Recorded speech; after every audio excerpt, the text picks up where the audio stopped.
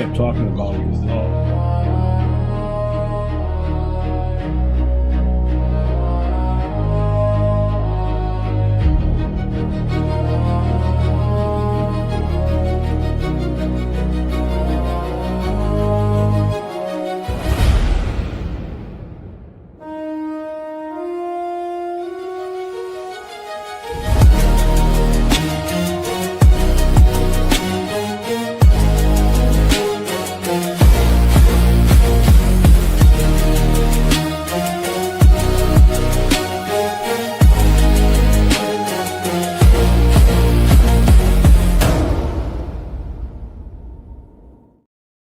During the preseason games, but the What up? What up? What up? Man, who is that shit on? Turn it off.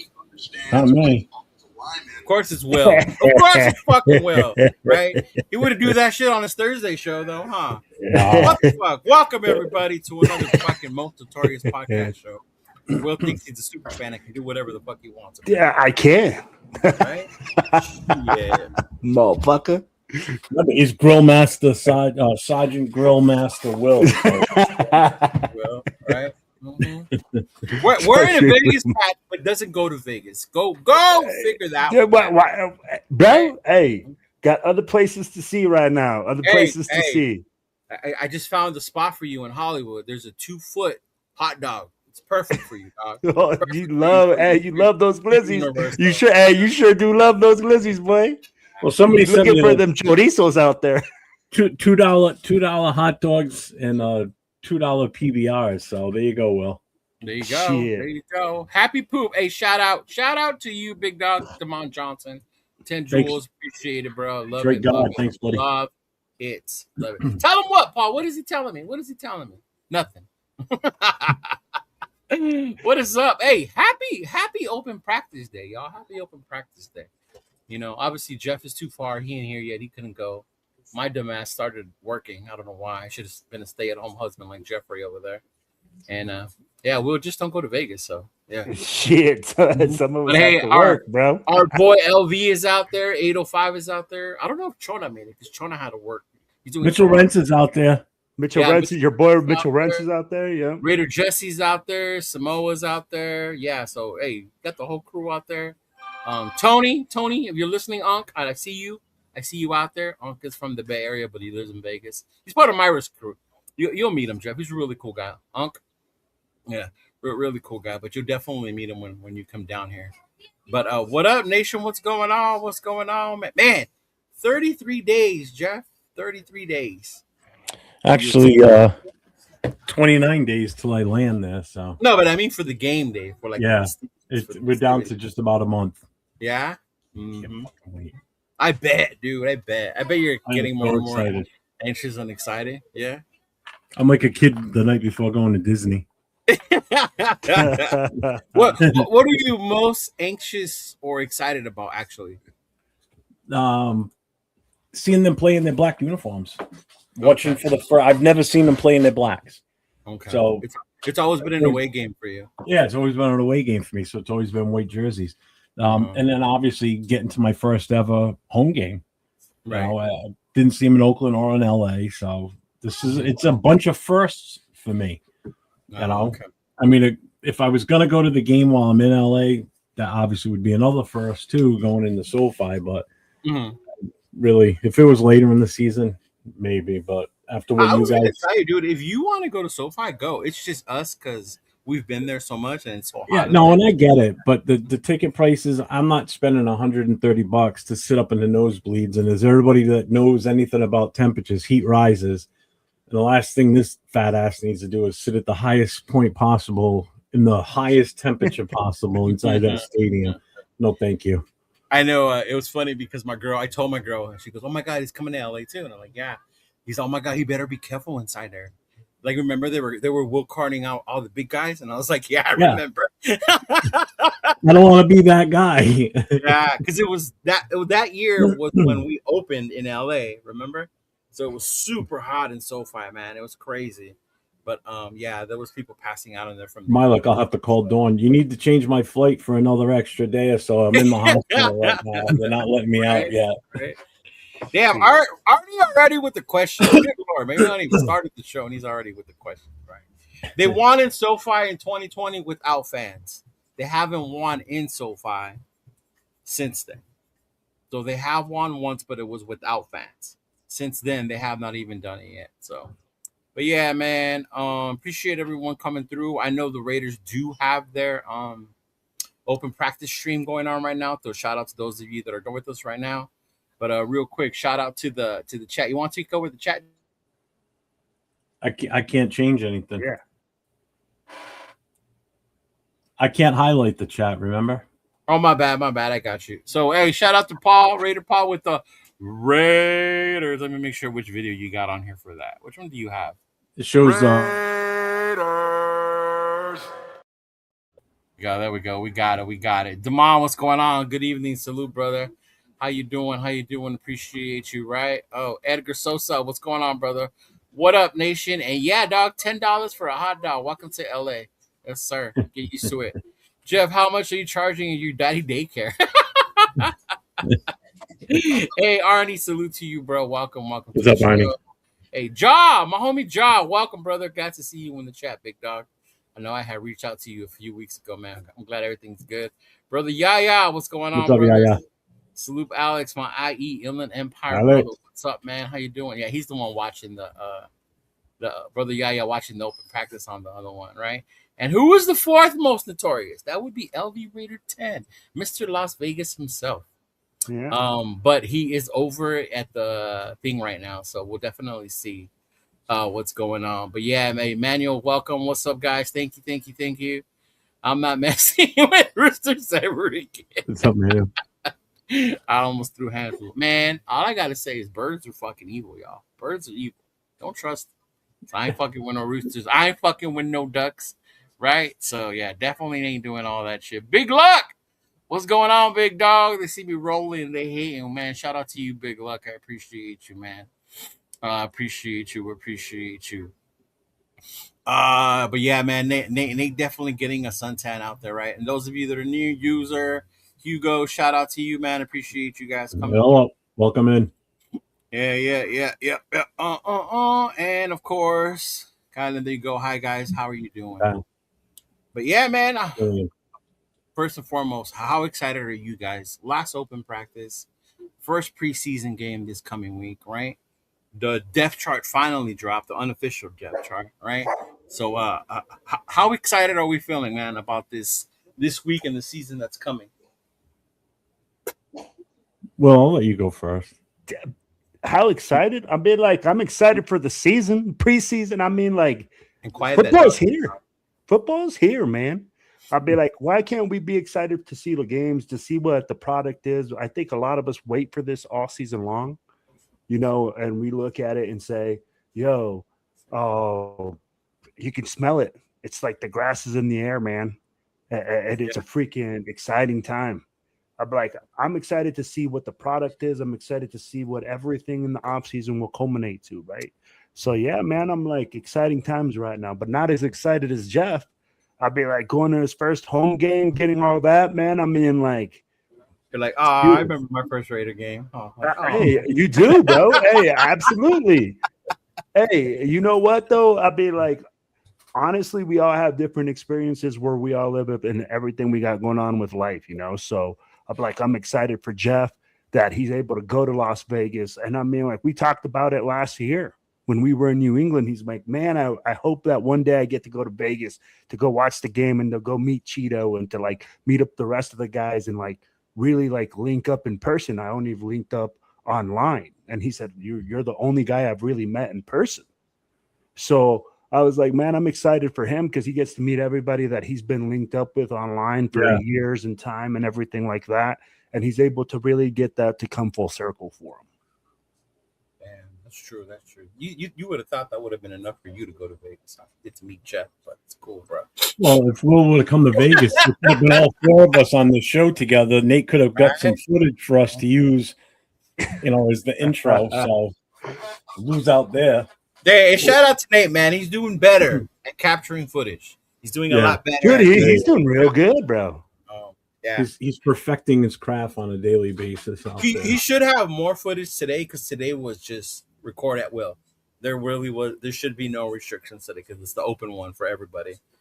As opposed to when we were in camp, I don't know if you guys saw, we talked about it with 805 yesterday. Yeah. They really restrict what you can and can't show and what they're even showing us. But yeah.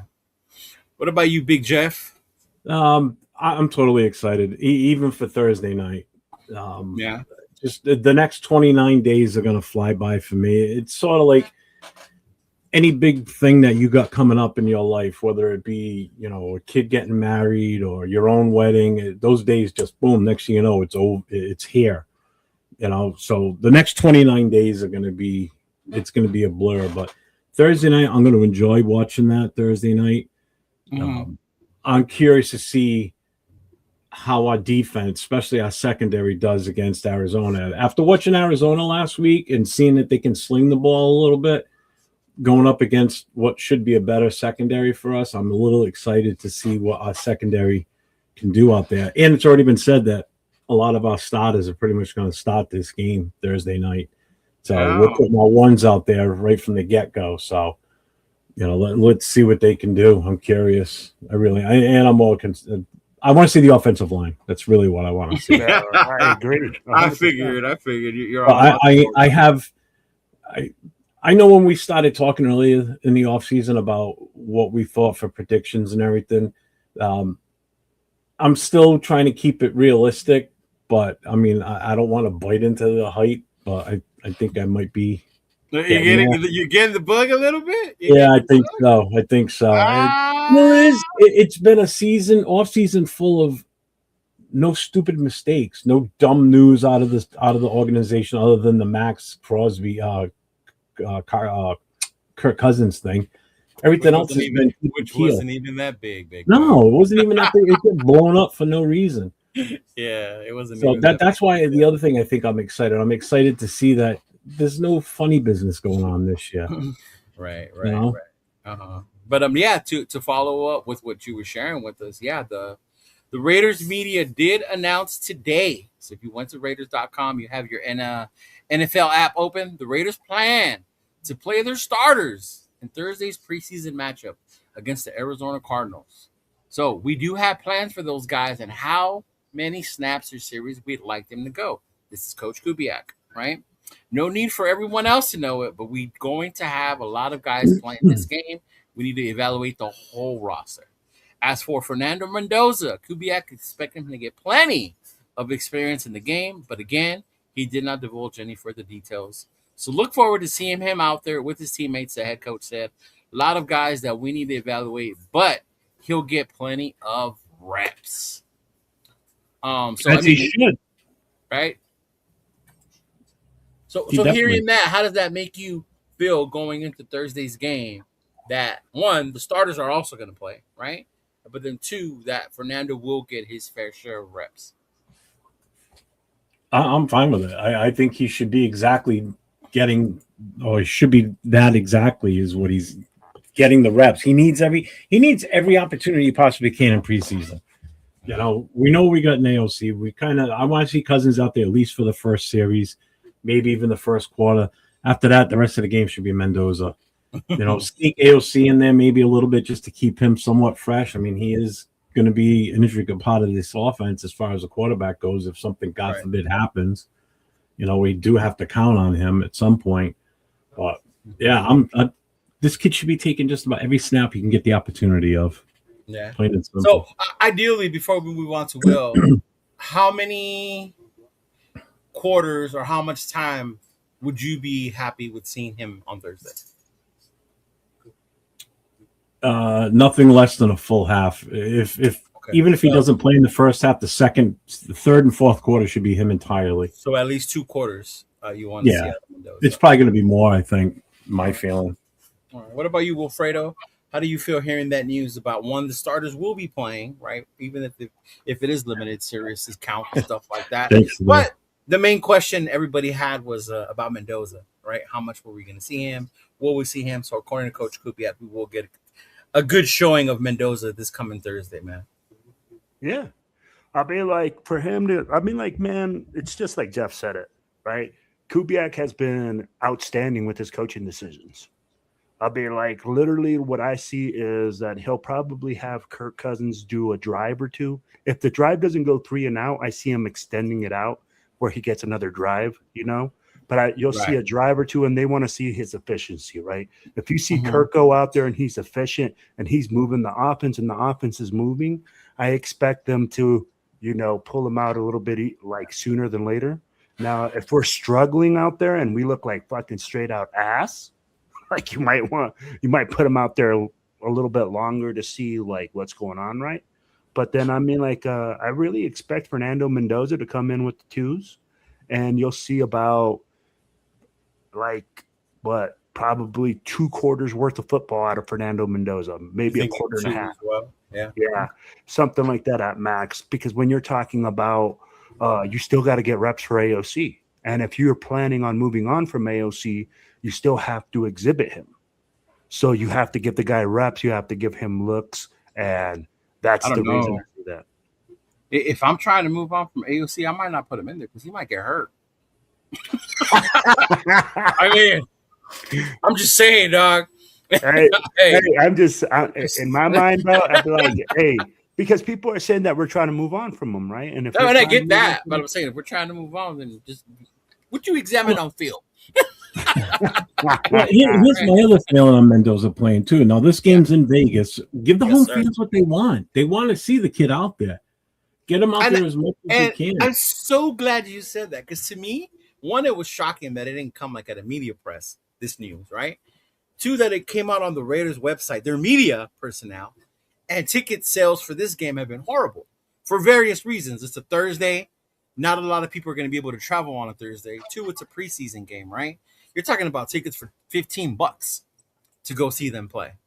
Now, the news that you're going to see more of Mendoza, tell me that's not going to entice more fans to actually want to go to Las Vegas and get their first look at Mendoza. I even had Big Sal message me earlier that his neighbor gave him tickets. So if I wanted to roll with him on Thursday. So, yeah. So it's getting to that point that once they heard Mendoza was going to get the majority or get more game time, you definitely see more people wanting to go out there and and see him. Yeah. Mm-hmm. But Ja, I like this one. Ja says, I got my eyes on Mike Washington, Malik Benton, Mendoza, McCoy, right? Saad, Stooks, preseason, which is all good because we definitely want to see what these young kids are, right? I think I said this yesterday. I don't anticipate seeing a lot of Ashton in the preseason. I actually don't even want to see a lot of Ashton Genty in the preseason, right? If I see a drive or two, like, hey, cool, you get your licks in there, you got your hits, cool. Let's see these other kids. Let's see Washington. Let's see Hemby. Let's see CMC 2.0, right? Dylan Lobby. Let's see all these young kids out there, which is that last part of what they said. We got a lot of talent to evaluate there. So it's also a lot of these guys that we don't know that are out there fighting for their lives in the NFL. So you're definitely going to see a lot of those guys as well, right? Mm-hmm. Yep. Yeah, hey, Dixon, what's going on, brother? I can't type in the chat and StreamYard. I have to actually. Yeah, that's weird because it actually has it. I have your YouTube on here, so you should. Yeah, I don't know. I don't even see it up in the top, so it's weird. But it is live on my channel. I just checked it. So. Yeah, that's crazy. That's crazy, man. Mm-hmm. Nah, brother, we're not watching the live practice. We're just, on here. Decided to come on our regular show. But Raider Nation, Jason, what's up, brother? Salute to you. What's going on, brother? Right? I just want to see everybody come out healthy and ready to compete, which is another thing. I think I did call into Q's radio station one day, like one thing you were happy about this preseason. And I said, I don't know what they did in Vegas, if they sprayed the whole building was raid, whatever. But the fact that the injury bug did not plague us this year was 100%. One of the biggest things this offseason. Because for years, they had it fumigated. Right? Whatever they got going on in San Fran, we don't got going on in Las Vegas. Oh, thank God, man. Can you imagine if we had the same number of injuries they had for the same? I mean, our wide receiver room's highly questionable as it is. Now you lose that number of guys on this wide receiver room. Oh, good God. And we'd be back to, I think, a couple of years back. Me and Rundown were like, we're one injury away from this roster being like crap. And then Kuntz went down, Max went down, and that was like Wilkins went down. It was like, oh Lord, there goes that amazing defense. Yep. But yeah, man. But hey, shout out to Sacramento. What's going on, brother? Raider Chavez. I'm hyped. What's up, He's brother? hyped. He's hyped. Jeff got on the Raider shades right now. Hey, man, it's that time of year. It's that time of year. You know how your Facebook or your Instagram or whatever shows you like you last year or a few years back. Mine came up today, and it was me like super excited at one of these preseason games. I'm like, it's that time of year. It's that time of fucking year where we get all excited when we start to drink the Raider Kool-Aid all over yeah. again. Right? Yeah. Yeah, but Oh, I mean, Dion hey, this shit. yeah. We'll see, man. Not this year. No face Raider. Football is here. I've been excited like this only twice in my life this season, and when my child support was done. Oh Lord. Oh man. Jason's I can appreciate the whole statement. It's the invasion of the body snatchers, and Yeah, they're getting to me. Yeah, they're getting to him. Big Lex says Mendoza will play 2 or 3 quarters. All right, so you're on that train as well. All right. I want to see AOC and Kirk Have and Nando close. Oh man, yeah, I get it. I mean, I almost got my head chopped off by Raquel yesterday because she said that he never got a fair shot, and I was like, what? But anyway, Jay Jackson, what's going on? Hey fam, what's up? Ready for the new year? Yes, ready What's up, Jay? for live. Navajo on the go, man. Hey, sorry I missed you guys, big dog. It's like I was saying, I wish I could be a stay-at-home husband, but I had to work. They changed my schedule, so I didn't even get a chance to go down to Vegas and meet up with. Nah, he picked up an extra shift. He was like, "Fuck those guys." I'm not Will. Yeah. I'm not Will. I don't do that. Right? I don't put that shit before my Raider fam. That's Will. That's Will. Sure. Yeah. Yes. People have seen me at many events. Yeah, Jacob Clark is out there as well. Yes, sir. Yeah. Jacob Clark is out. Well, I mean, let's get to it. I didn't get to do it I did it yesterday with them, but I haven't got a chance to do it with you guys. But the depth chart came out. The depth chart finally came out.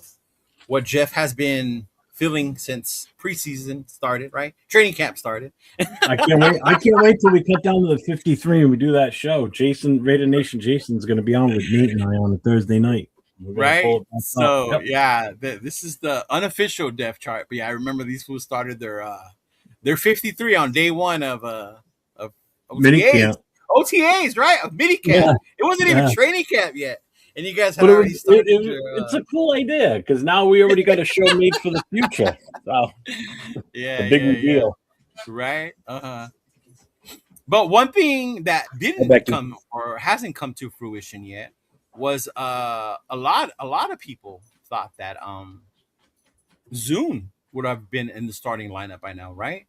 As well as Stukes. I thought he was going to push for it, but yeah, a lot of people. That's what I was saying. A lot of people thought that, but definitely, I don't know if a lot of you, some of you saw with us yesterday, some of you didn't, but here it is right now, right? So we'll start real quick. We'll start with the quarterbacks, and I wanted to start with the quarterback because this was a big issue in the beginning of training camp, Jeff, if you remember, right? Because it was Kirko. They got Kirko, Fernando, and Aiden, followed by Jacob Clark. So you remember when we started. It was a lot of, Fernando's with the threes. Why isn't Fernando with the twos? Fernando can't beat Aiden. What's going on? First unofficial depth chart, Fernando is QB number 2, Aiden QB number 3, and Clark number 4. Yeah, so we're definitely there with which is to be expected, right? But I mean, you remember a lot of fans were freaking out about why is Fernando behind Aiden? What the hell are we doing? He's behind on his development, right? Albert, are you shocked at all by that, Will? No, I'll be like, honestly, I mean, the kid, when you first go into camp, you're not going to start automatically at the number 2 spot, right? He had to earn his way to the number 2 spot. So he's earning his way up the depth chart. Right. I'll be like, the thing is, when Raider Nation, and this is a lot of the fans, they go, oh, he was drafted number 1. So if he's drafted number 1, he has to be number 1 at that spot. Right. Unfortunately, that's not the way that it works, right? Like if you say, hey, you got to beat the best guys out there. Now, Mhm. Kirko is in a better position. He's been in this offense. He's a guy that's been in the league. He understands footwork, timing, etc., how to get the ball where guys want the ball, where to put the ball. He Right. can read a defense. He can go through his progressions faster. So, of course, he's going to be the number one quarterback. Now, people don't want to see that because all they see is the number one draft pick. Yeah. And that's the big cloud right now is that if he wasn't let me ask you this, Cheeto, if he was the 15th pick in the first round, would the pressure still be the same? I think No. from Raider fans, yeah, though, because Raider I fans don't were think different. so. Yeah. I think so too. Because, I mean, we're losing our I mind don't. over a number 36 No. overall pick. Yeah. Like, why isn't Stukes? How is Isaiah being out Stukes? Like, we took him at 36. Like, he should be starting. Like, what the fuck? That's a 36. I mean, a 15, I think I would still want him now. Or maybe the majority of the nation. But I think I'm more in the, like, it's a young quarterback. It's going to take time. You got a veteran like Kirko, which changes things completely, right? I've said it before. If Kirko wasn't here, then I would have an issue with him not playing. But the fact that Kirko's here, it kind of gives you that cushion of you got that veteran that knows the offense, knows how to control things. Kind of gives you time. But, yeah, I don't know, man. I'm with Jeff. I wouldn't freak out. But I think the majority of the nation would still freak out if he wasn't playing, even if we took him at 15. Yeah. Yeah, there's more pressure when you're number one overall. You're expecting to come out and perform. Mm-hmm. Even when you're number 6 as the running back, you're expected. When you take a running back that high, you're expected to be that good. You're expected to be worthy of that first round number 6 overall pick. Yeah. I mean, we did it to Genty last year. Mm-hmm. We did it to Genty at 6. Imagine what we're going to do to the guy at number 1, right? Exactly. Damn, my big thing is, what if he gets in there and he just does not look good? He's having bad timing and all that. I mean, I want to see what Raider Nation's going to implode. Raider Nation's going to implode.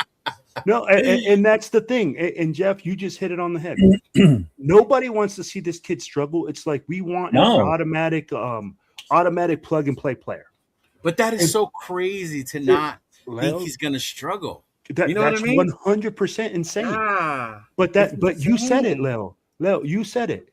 It doesn't matter. Like for Raider Nation, you're the 6th pick. You should automatically be able to get 1,500 yards with freaking no blocking. It doesn't matter who your play caller is. It doesn't matter what the situation is. That's the thing. And I don't understand it as well because I say, bro, it's the hardest position in football. It's the highest paid position for a reason. Right. Because, bro, you have to process a lot of information in seconds and timing and everything like that. And then you're trying to read what other guys are doing on the field. We forget that some of these are smart routes, that these receivers are actually reading the coverage, and depending on what they read, they're running certain routes. Not these guys, not the ones we got. They're not the ones we have. I don't know what film you've been watching. Hey, but there is nothing smart about the routes our wide receivers are running. right now, you're going to plays in the sand using Coke bottle caps and rocks. You run there. Yeah, I want to be the bottle cap. No, you're the broken glass. Looks at Mendoza and he's like, "I'm gonna do one of these, bro. I'm gonna do." Hey, and you know what? Hey, and I get what you're saying, but I'll be like, you and I know. Freaking, our guys are probably not the best right now at the wide receiver spot. No, I know. That was just a funny moment to put that in there. No, I get what you're saying, bro. But and I'm going to ask you guys certain things because I know that Cheeto's been at practice, so I have questions on the roster at other spots, though. No, we'll get there. I just wanted where to you see certain things, but but I'll be like, I'm there with you, bro. I'll be like, we're just unrealistic as Raiders fans. Everything we want is just say, hey, if we don't go to I tell you like this, if Kirko takes us to the playoffs, half of Raider Nation will be complaining of that Mendoza didn't play this year, that we didn't see what Mendoza could do. That would be crazy to me if we're making it in the playoffs and our bitching is that it was Cousins that got us there and not Mendoza. Cheeto, hey, you know that there'll be those people out there that'll be like, well, what a wasted year. That was just a waste. We went to the playoffs for nothing. After 20 years that we ain't been nowhere. Oh, we went to the playoffs for nothing. Damn. Let me. I don't want to know, but I gotta share something with y'all. My job as a boyfriend has been completed today because my girlfriend just sent me a video of Mendoza running on the field, and she said, "I got goosebumps. I think silver and black runs in my veins." Dang. She's ready, bro. She's ready for the season. She's ready. Fine. But no, you're right. You're right. And I asked this, and I'm glad you brought that up because I had asked this the other day to 805 and to Rundown. Like, are we being extra critical because we took him number 1 overall? And because we took him number 1 overall, Jeff, we expect a Joe Burrow. We expect a Cam Newton. We expect any other number 1 that you can name off the top of your head, right? Peyton, whatever. Like, because they were number 1, you're number 1. You should be like them. When in the offseason, this is no hate. When we had our offseason discussions, those were the questions that we had, right? Like, maybe he is the number 1 quarterback this draft, but is he like those other guys, right? Is he a Joe? Is he a Caleb? And is that what we're expecting? And that's why we're putting so much pressure and so much scrutiny behind him, you know? Yeah, I mean, as the number 1 overall pick, I mean, in order for him to obtain that value as a number 1 pick, he has to perform like a number 1. Mm-hmm. You know, you wouldn't expect anything less from any other position, whether it be wide receiver, linebacker, offensive lineman, whatever's taken first. You're expected to be an immediate help to whatever team you go to, which is why I was always arguing the fact that, you know, if they were already planning on sitting him, I'm like, is that really a good move taking him at number 1? Or, you know, when you could have gotten like a wide receiver you could throw in there right away, that would have been way different, even with Kirk still there. You know, this kid has to succeed. Now, I want him to succeed because I don't want to be that team that failed on another number 1, and now we're comparing him to this modern era's Jamarcus Russell. You know, could he be that? I mean, it's possible. I don't want that. Nobody wants that. Mm-hmm. Even anybody that wanted to trade out wouldn't want that. No. I dealt with this thing's been in my house for I don't know how many days. Cannot fucking catch it. It was what? It's a fly. It kept flying by me Saturday night on the show. This son of a bitch is still in. Cannot get him. I thought maybe you farted and you're just like, oh, damn. No. Even my damn dog. Usually she's good at catching it, but the thing's not getting low enough so she can grab it. The thing's huge too. I can hear it coming up behind me. Hey, real quick, shout out to Predator. Happy birthday, bro. Happy belated birthday to you. Yes, thank you, brother. Happy birthday again, brother. Super chat, and then for gifting a membership. And it looks like appreciate you, brother. Somebody in the chat got it. But yeah, man, no face. Yeah, no face. There you go. He's the one that got it. But yeah, I mean, and I think that's what makes it hard, right? Because we expect that because he was taken number 1 overall. And I think that was where me and 805 were like, not colliding, but it was more like, I get you expect that, but we knew he wasn't that. So in my mind, my patience now is better because I know he's not that. Even though he's our guy now, we took him number 1, but the expectations to me are a little different, you know? Yeah. And you know what, Cheeto? You hit the nail on the head. When you said, hey, we knew what he was when he came out, even though we drafted him number 1. What I saw was Kubiak saw something that he could work with. He saw a platform that he can build on, that he said, hey, man, this kid right now, you might not think about him as the number 1. He might not be complete enough as the number 1 to take over this team. But he has a lot of the attributes that I'm looking for, and I can make him into that number 1 quarterback. And that right there makes him worth the number 1 pick to me. Because when your coach comes in and he says, hey, I can work with this guy and I can make him something, and that's the pick we're at, and I'm going to put my name on it, and you're the offensive coordinator, bro, you have nothing to do but believe in your guy, especially when he's coming in as hot as he's been the last couple of years. Why not ride with him? Let him get his guys and put him in position and build this team. Yeah. I mean, I saw what he did with Sam Darnold, bro. I was amazed by what he did with Sam Darnold. And that's what goes to prove it, right? This guy can make guys work. As long as he can get them in the spot and he can teach them and he can get them with his coaching staff, you're going to see this guy flourish. But the thing is, what Raider Nation wants is an immediate plug and play player. Just because he was the first round draft pick, but every first round pick, we said 1 through 32 should be a starter on your team anyways. Oh yeah. So at the end of the day, I'm like, if we're looking at it, man, what I'm saying is we're investing in the future. Right. We basically have another number 1 draft pick that will come out next year with the new number 1 draft pick that you'll be able to evaluate after him having a full season of coaching and development under Kubiak. But that's what you have to say in order to Talk yourself into it. no, in order to, how do I want to word this? Make you believe that it was the right pick. That, you know, we drafted him for the future. That's how we're justifying him being the number 1 overall pick. Yeah. You know, we're thinking for the future, not the short term. Right. You know, we're not looking to win immediately with him.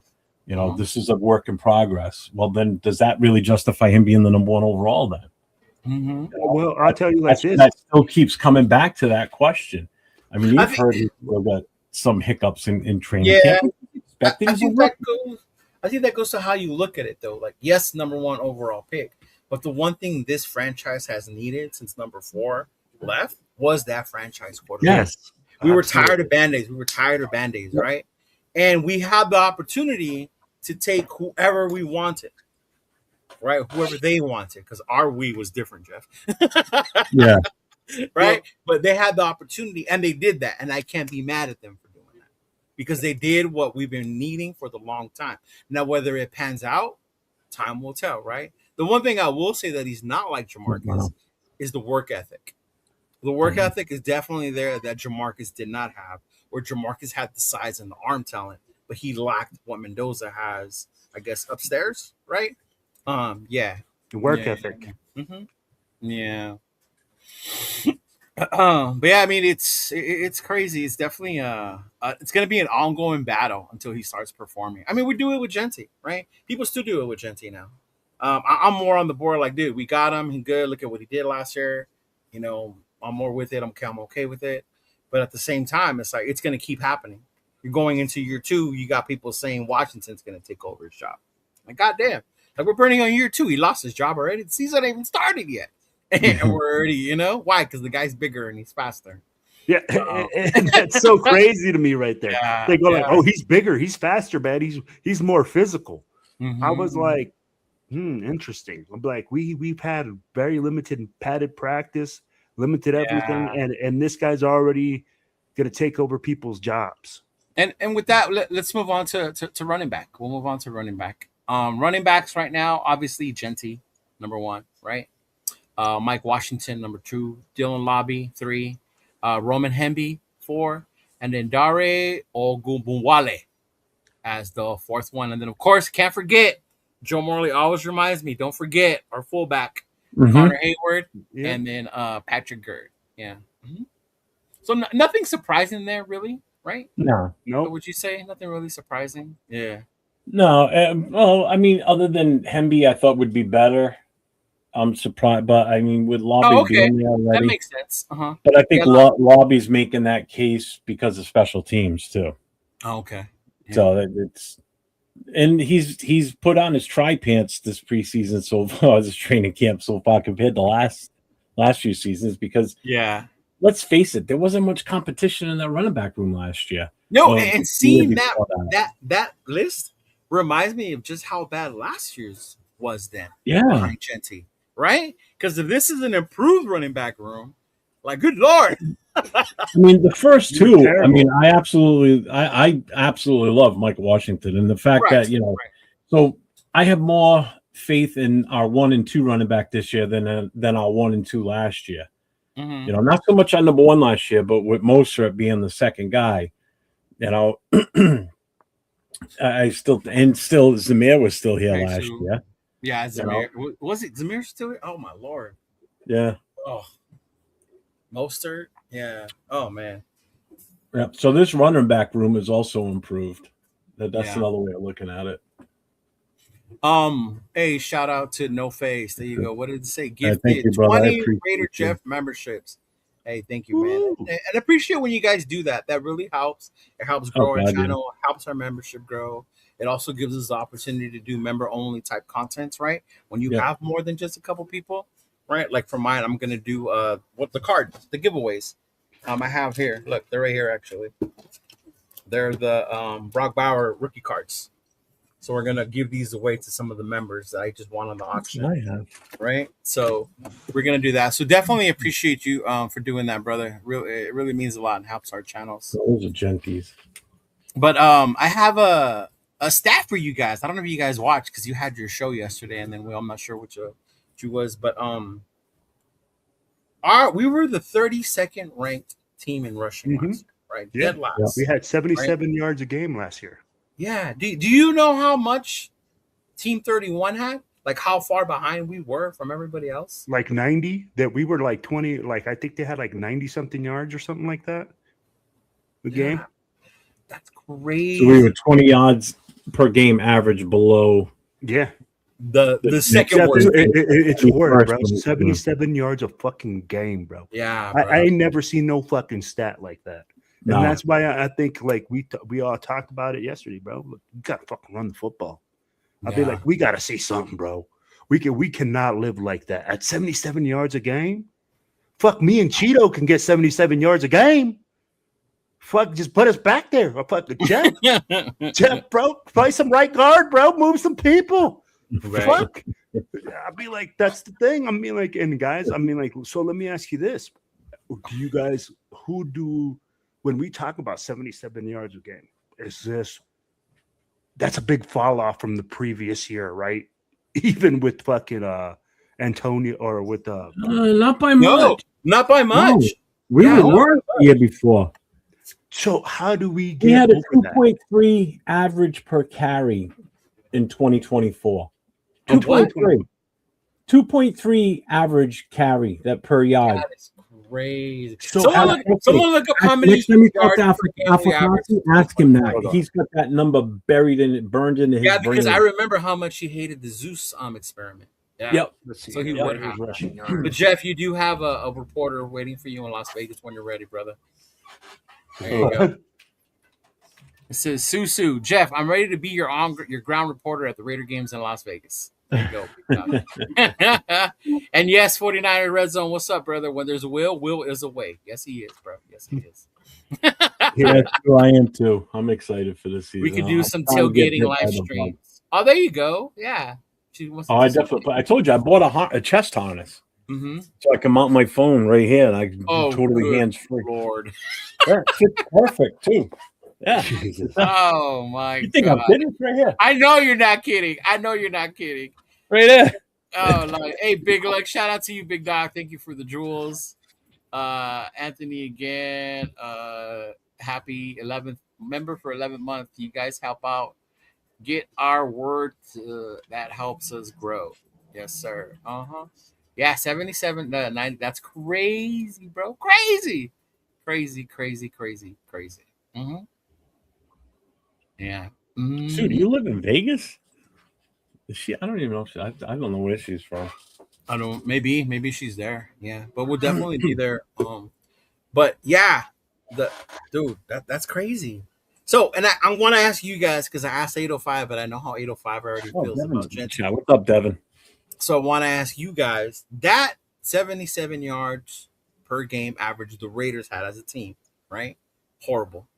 Mhm. Genty only rushed for over 100 twice, right? Mhm. The Bears game, the Houston In game. Houston.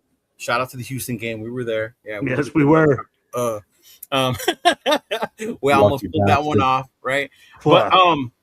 But how much of that is on Genty, and how much of that was on coaching, and how much of that was scheme? Or because at the end of the day, Genty still ended up with 1,300 all-purpose yards, right? Mhm. He almost hit the 1,000, right? And we still only averaged 77, which was horrible. But yet he still had somewhat decent numbers for a rookie running back. Obviously not to par where we would have wanted as a number 6 overall. We wanted more, but given what he was handed. But coming into that, like, what was more to blame for us finishing dead last and running when it comes to this team last year, and what's going to be different next year? Can I hit this real quick, Will? Yeah. Hmm? Yeah. Well, I'll be in Vegas, but yeah. I think she's coming to Vegas. I think it's a toss-up. I think it's split right across the board. I think it is dependent on the running back and his ability to make plays out of nothing. That's your job. It's your job. You know, we've watched enough film that 805 and Severe and Chris from Protect the Shield to put out there, showing his deficiencies and trying to find the hole and stopping and going the wrong direction or not seeing the vision. So yeah, it is partly on him. It's partly on the piss poor play of the offensive line, and it's partly on the bad coaching, bad play calling, bad coaching. You know, I think it's a mix of all of that. It's not one specific problem. You can't sit there and say it was just the offensive line's problem. It was a combination. So, and then the second part of that, do you think we did enough to make that better this year? Oh, without a doubt. Yeah. Without a doubt. I got more faith in I'll beat on this until I'm blue in the faces. Dennison changes everything. Rick Dennison coming in as the offensive line coach is the overall best hire that we could have possibly done in the coaching ranks this year. Have a blessed night, fan. I saw your message, bro. I'll message you at the information. Thanks, Red Can. After the show. Okay. But yeah, him coming in, that's a game changer right there. The best hire. I think it's even a bigger hire than Kubiak as our head coach.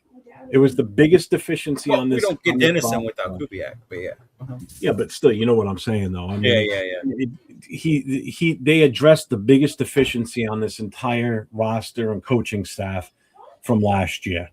You know, so I was happy as a pig in shit when we brought him in as the coach. Happy as a pig in shit, right? Not as happy as Cheeto at a taco stand, you know, or as happy as Will at a glizzy factory. Happy as Leo opening up a football card. Yes, happy as me. Looks like a little kid again, looking for there's no bubble gum in those, Leo. Oh my god, bro! The other day, my mom was on one of those mom pageants about why am I buying this shit again, and like she doesn't get that I feel like a little kid when I open these packs all over again, right?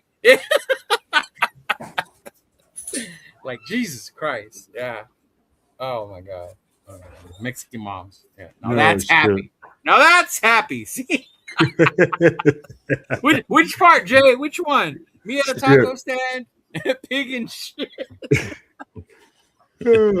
Oh man, but yeah. Will you, bro? The question, though. Bro, what I'm gonna put it up to is I'm gonna put it 1/3 on everything, right? Ashton Genty's gonna have fault because, like, at the end of the day, he's the running back. He's getting the ball. He has to communicate with his offensive line. They have to figure out a way to make it happen. I look at the coaching has been terrible these last couple seasons. I don't know who we've had at the offensive line coach, but when you talk about bringing your son and a guy that doesn't have that much experience compared to Rico or Coach Dennison, 20 years, 4 Super Bowls, and offensive lines that have been moving people for years, bro, you can't compare the two. No. And when you talk about player regression at the offensive line, it has been regressing. So literally, I can't blame the players. I can't blame the offensive line for not being taught. If you're not being taught, if you're not being coached up, then I'd be like, you're going to do what you're going to do. Right. And that's where people go like, oh, well, these guys are in the NFL. Because they're in the NFL, they should automatically know how to block, and they should automatically – bro, there's a reason that fucking NFL players still have coaches. Right. Yeah, but you're still, when it comes down to it, you're still a professional athlete at that position.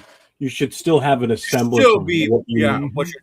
Yeah, I mean, there was just ineptitude all the way around on that line. I think the fly came through the screen, bro. It just came in front of me. You can keep them. And like, God damn it. Which brings us a great segue, right, into the offensive line. And Sue, great time for your question. Which rookies are you most excited about? Because this is the category that Jeffrey would probably say his rookie is the most he's excited about, right? But the offensive line. And to me, it was a little shocking, but then not again. But I was also happy with a certain one, and I'm sure when we get to it, you guys will know. But starting left tackle Colton Miller, left guard Spencer Burford, center no question Tyler Lindenbaum, Yeah. right guard Jackson Powers Johnson. Let's go JPJ. Yeah, that's the one I was excited about. Right tackle DJ Glaze. Despite all the rumors, you might have heard that he's struggling in camp, but he is going against Kuntz and Crosby. Right, and then of course the backups. You got Charles Grant, Caleb Rogers, Jordan Meredith, Antonio Mafi. That's the And one right there. so Mafi was a big surprise because Mafi was one of the guys, and asked Nathan. Yep. I saw him stand up Max when Max moved into the inside, and I was like, "Oh, okay, Mafi." He stood him up, and Somebody, then of course Tracy. I don't know if it was you two that mentioned it or I Uh-huh. saw it on like somebody else posting about it on X or whatever or Instagram about how he's looked better. Now, a week ago, he was number 3 on the chart for that position. That's why, because I didn't look at the depth chart until just before we started the show because I wanted to be kind of surprised, to be honest with you. Okay. And I am surprised with some of the moves I see on here on both sides of the ball, offense and defense. That's the one that stuck out to me on the offense right away. Mafi. Is that Mafi moved up into that spot. So good for him because he had some play time last year and he did pretty decent out there. Mm-hmm. Yeah. Dalton Wagner got pushed back to the 3s. I'm not surprised. Nicholas Henning, rookie. Will Putnam, still in the mix. Number 3, Justin Pickett. And then Isaiah Jets, right? Yeah. Jada. Isaiah Jada. Jada. And then one more in Kamiri, Missouri. All right. But those are all the ones with the underlines are rookies. Yeah. Mm-hmm. So, I mean, Jeff, continue, bro. Shocked, surprises, things you're happy with, not happy with right now? No, I mean, the starting 5, I'm okay. Like I've said this before, too. I'm not entirely done with DJ Glaze. I'm not turned off on him. Mm-hmm. I just think he had, again, a bad experience last year. There was a lot of dicking around with this offensive line, moving guys around. Oh, yeah. JPJ, hopefully he keeps that spot, and doesn't get bumped. I'm still worried about him with his concussion issues. Was he wearing a skull cap? When I saw him, no, but other practices I have seen him with it. Yeah. Okay. So it varies on the day. The day I saw him when he was about to fight Tonka, no, he didn't have it on. Yeah. Oh, great. Yeah. Oh, the fucker just flew by me too. I missed him. I sent him back. He saw. Antonio Mafi, I'm happy for him, to be honest with you. Thank you, Lisa. Thank you. To see him move into the number 2 spot. So if JPJ's out, then it's Mafi coming in. And I'm telling you, I think if DJ Glaze starts to falter what so much, even in the slightest bit, Tracy's going to jump right in there, and that's the guy I'm really excited about to see what type of an effect he can have on this roster. So overall, the starting 5, it's what I expected, to be honest with you. Okay. It really is. All right. What about you, Wilfredo? Bro, honestly, no surprises. I really would like to see Trey Zoon start, but at the same time, I'm like, you know what? Like, let's see what we got. I mean, like, we still got plenty of time in the preseason to move around, guys. There's still plenty of time where you're going to see guys move around. So right now, I'm like, I know a lot of people were like, oh, Spencer Buford, that guy, like, why do we even have him? Like, he shouldn't even be there.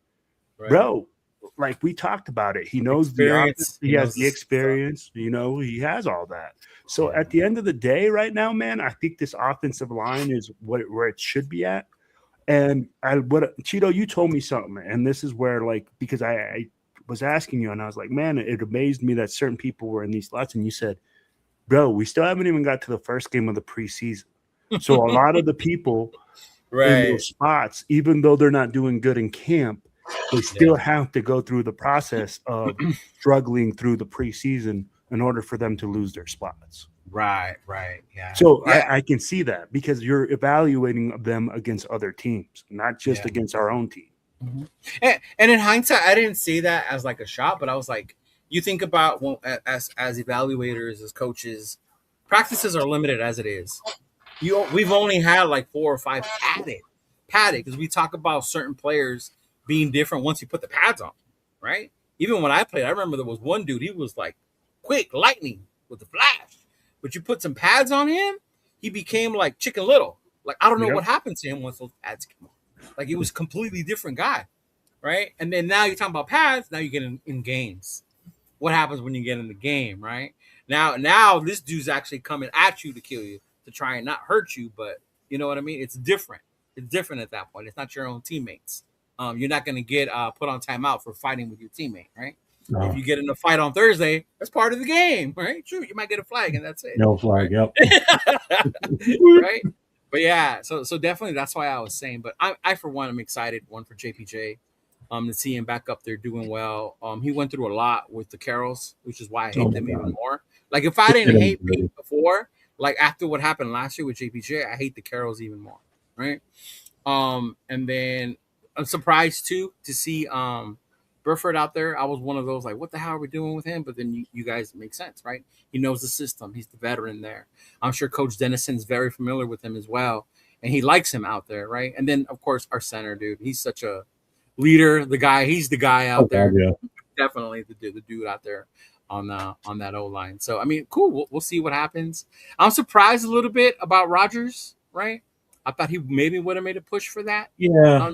Starting role, but then the veteran presence of Burford makes sense. And I think if they didn't have Burford here, it probably would be him.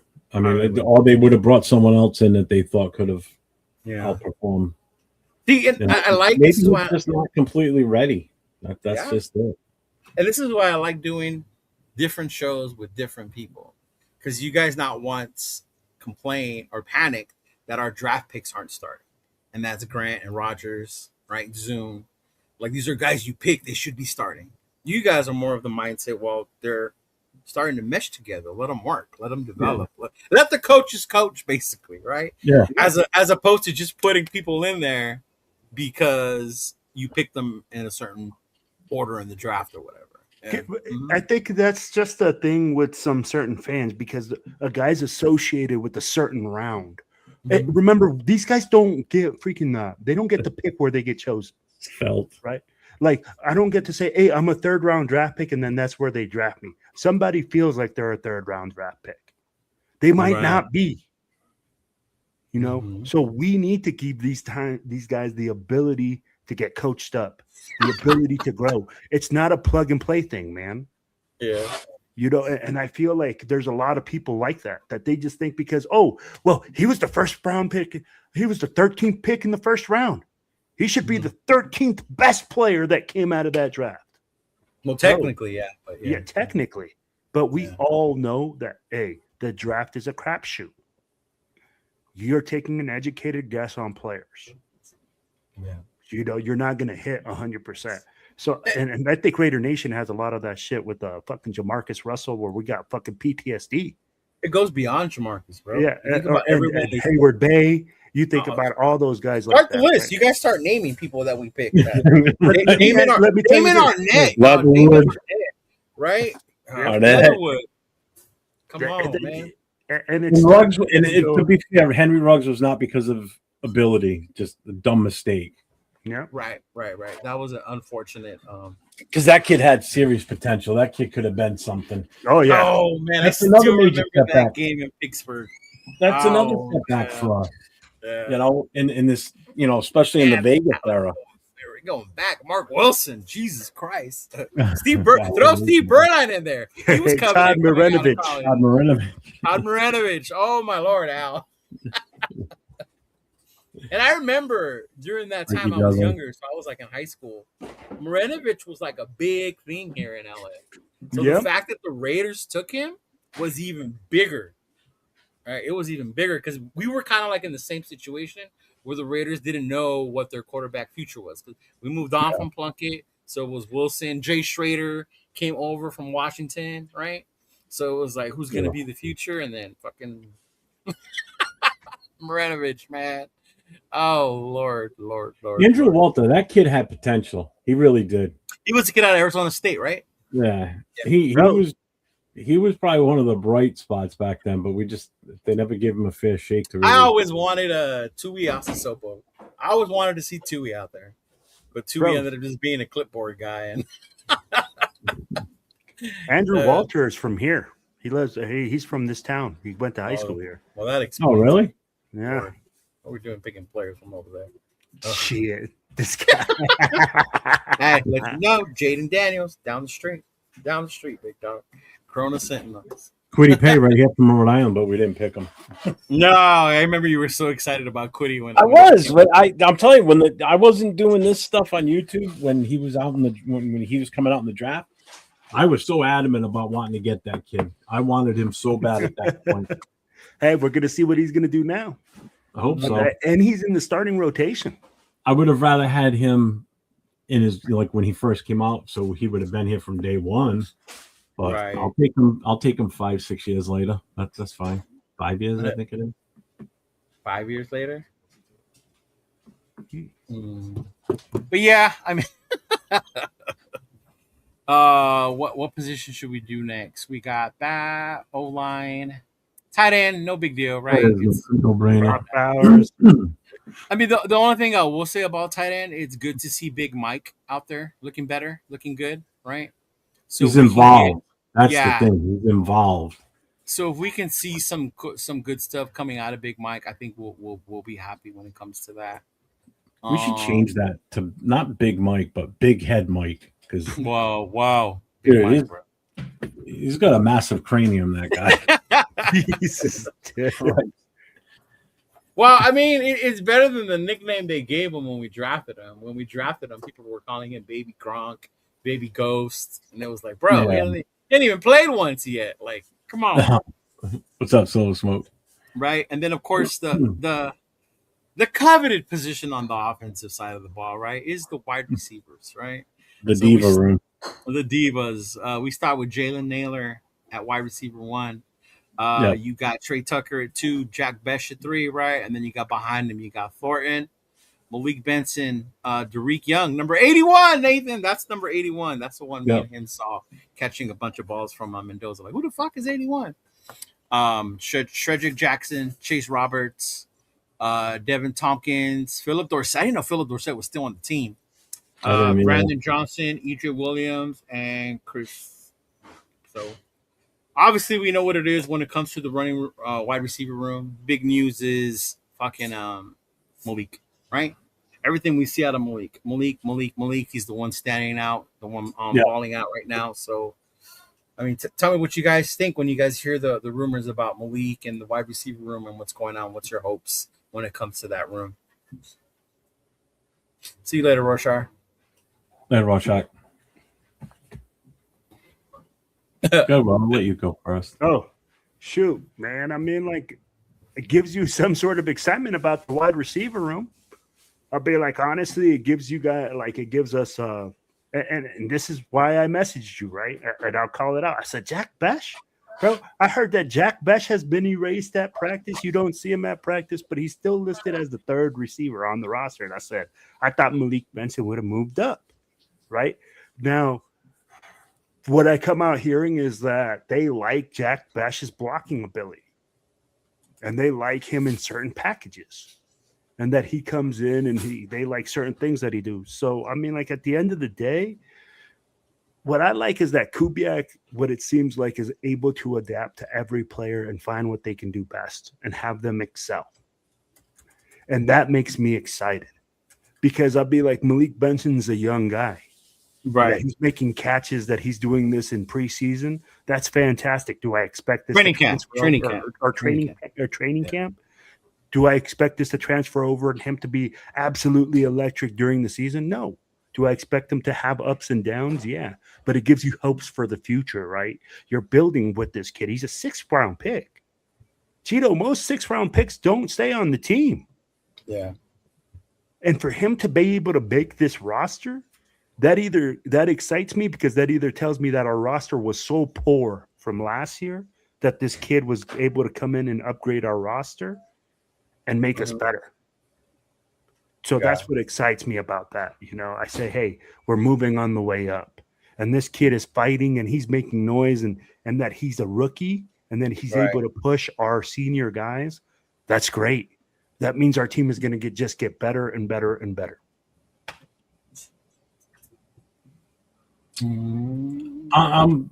with Benson, I loved seeing the fact that, just like Will said, it's a 6th round pick, and he's made it as far as the number 2 behind our number 1, Jalen Naylor. So that gives me hope that you're going to see this kid. This kid's going to be out there. He's going to be making plays. He's going to be involved in the offense. So I'm excited to see what this kid can do. You know, Betch, we kind of know what we got there. Jalen Naylor, I think, is going to have a good season.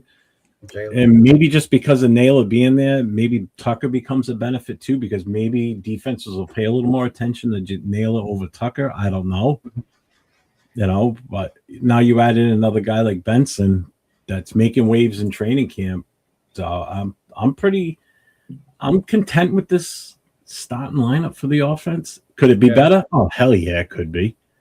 You know, you really don't have any long-term veteran type guys out there other than Tucker and Naylor. The rest are all fairly young guys or rookies for the most part. So it's going to be interesting to see what they cut down to for these wide receiver. Oh, definitely. Especially when you see that list, like, oh man, like it's, you know, like obviously the starting 3 are going to make it through for right now. Benson obviously is going to make it. Mm-hmm. Thornton, I don't. I think Thornton's on the bubble. Yeah, he's on the bubble. He's fighting for a special team spot right now, bro. Yeah, I think Shedrick Jackson probably squeaks in there. I think he makes this list. I don't know about Derek Young, maybe. He looked good in training camp, just based on what we were seeing. He had like a good little rhythm with Nando there. Yeah, and he's been. When did he come into the league? 2022. So he's got 4 years in already. You know, another former Seattle guy that obviously Kubiak's familiar with. That's the whole reason he brought him in. Right. You know, so I don't know. It's going to be interesting to see who makes this 53 out of that receiver room. It's all good, Brody DJ. You're not the only one, man. I feel stupid for being hype on Dante Thornton and him not panning out. It feels like Brian Edwards or Clive Walford all over again for me. I feel you on the Brian Edwards, man. I wanted Brian Edwards to work out so bad, and he never did. But yeah. But it's because we hyped him up, man. Everybody was like, "Oh, he got you got a mouse in your pocket?" Because I wasn't one of them. God damn it! The fans, I'm not saying it was the fans. It was people saying, "Oh, he has that 6'4" frame. He runs like the wind. He's able to do all those things." There is people coming out and saying that if he could just catch the ball, right? That was always the thing. If he can just catch the ball, and people buy into that. They buy into the potential of a player. I'm telling you, this kid cannot run routes, right? Who, Thornton? Yeah, Thornton. Yeah. Horrible. And he can't catch the ball. Yeah. The hell's that? My fire department page. I still have it. Well, I still listen to the town because my mother lives in the town. So. He said, "Will, who is we? Right, Big Luck? Tell him, Big Luck. Who is we?" And that's the thing I kept hearing on a lot of podcasts at that time was like, "Oh, he's 6'4". Which one? Bro, not ours, not mine. No, is it the same when you heard that we got a lot of depth at linebacker? Oh, that wasn't you. No, right? definitely podcast. Because here's the thing. Like, I get it, Jeff. Now I get it. That's where. And here's the thing. Like I said, I don't evaluate a lot of college players because I don't watch a lot of college. But because last year, when a lot of people were talking about our draft picks coming out, that's what I kept hearing was the potential. Who because are these people? Hey, bro, I can't remember from fucking a year ago, bro. No, all of a sudden. You asked me to remember. Big Luck said, unsubscribe to those. Hey, bro, I'm just saying, and that's what it was. I'm like, people saw the potential, and people were buying into the potential for. No, and I get you because there was a certain individual who's out there. I don't even know if he's still around, Jeff, but he was big on Tennessee. Remember? And I said Tennessee wide receivers are the worst because of the fucking system that they play in Tennessee. Yep. They are the fucking worst. I mean, all you had to really do is look at his time in Tennessee from the 2024 season before we drafted him. 25 catches.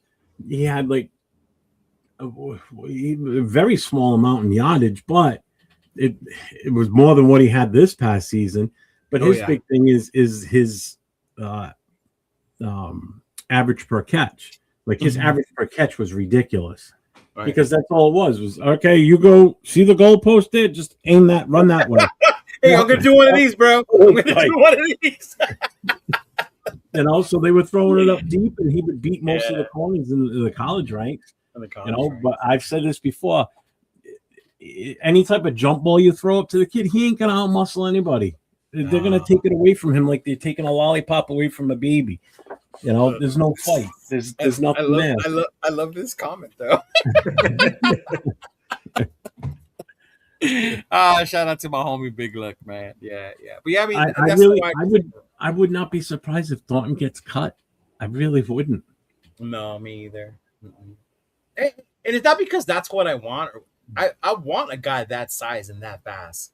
Of course you do. Right? That was the whole thing that enamored everybody. Yeah. I mean, I didn't expect when we took Renfro as late as we did. I didn't expect Renfro to come out and ball out the way he did with Carter that year, But he did. So you were like, shoot, cool. All right. I think with Renfro was a shock that he made the roster in the first place when that first happened. And then what he did once the season started and you saw how good this kid was, it's like, holy shit. I know. But Denarius Moore was a long time ago, Tennessee. It wasn't recent Tennessee offense. Denarius Moore was one of the good ones. Denarius Moore was one of the good ones. Shout out to AR, Denarius Moore. You don't know I don't do no Denarius Moore slide over here. I love D Moore. He was one of my favorites in that time. Third in Renfro. But I mean, the one thing I will say about the receivers before we move on to the defense is we have to remember and thank God for Brock Bowers. The fact that we have the number one tight end, he's our number one option. The wide receiver doesn't have to be a star wide receiver. We just need a complementary wide receiver. Right? Someone that's going to make plays here and there. You don't have to be the guy they focus on, but just the guy that they have to worry about a little bit. And not just be like, oh, we don't have to worry about that. Like, we just need that. And that could be Naylor. That could be Tucker. Like, any one of those guys can be the ones. And boom. Yeah. I know who the podcaster is. I am not going to say the name because I'm not calling out people. But I saw someone have a take. It's no one in our circle that we talk with or watch other shows. It's a pretty up there. He made the comment that he wouldn't be surprised if we move Betch to tight end and move Brock Bowers out to wide receiver. I'm sitting there, what? I'm sitting there listening to this. I'm like, what? Yeah, I'm like, what? I'm like, this. I didn't just hear this. I had to actually move the slide back a little bit and rewind and hear that again. But yeah, that's what somebody said. I'm like, that is the most asinine thing I think I've ever heard. And please share with me why you think it's asinine. Why would you take that guy out of the tight end slot? Because if you're going to move him to the wide receiver slots, whatever wide receiver slot you're going to put him in. Yeah, and that's the other thing. Betch is not that big. I know he played tight end in college and everything. It's a different game. People are going to realize different game. These linebackers are a hell of a lot bigger and stronger, faster. The corners will eat him alive. I mean, they're already eating him alive as wide receiver. What do you think he's going to do as tight end? He'll never be able to block. He's not big enough, to block like an edge rush or even to chip somebody. He's going to get chipped. I just don't think it makes sense. I think the thing with putting Brock on the outside, further out, playing the wide receiver on a consistent basis, because I know we do move him around, and he probably will move around this time too and be spread out wide a little bit more. When he's a tight end, he gets lost in that shuffle in the middle. Right. And that's where you want a guy like that, where Cousins can just out of nowhere see him streak by the middle and go, whoop, yeah, dump him off. It makes sense. Right? Yeah. Yeah, there's no need for it. It's stupid. Oh, man. So, yeah, I was just thinking about that comment, right? The only way that would make sense to me is if he's trying to say that they look at Jack Bech being used like a tight end, and then like Brock Bowers being used in like a receiver. That's the only way that freaking comment makes any sense.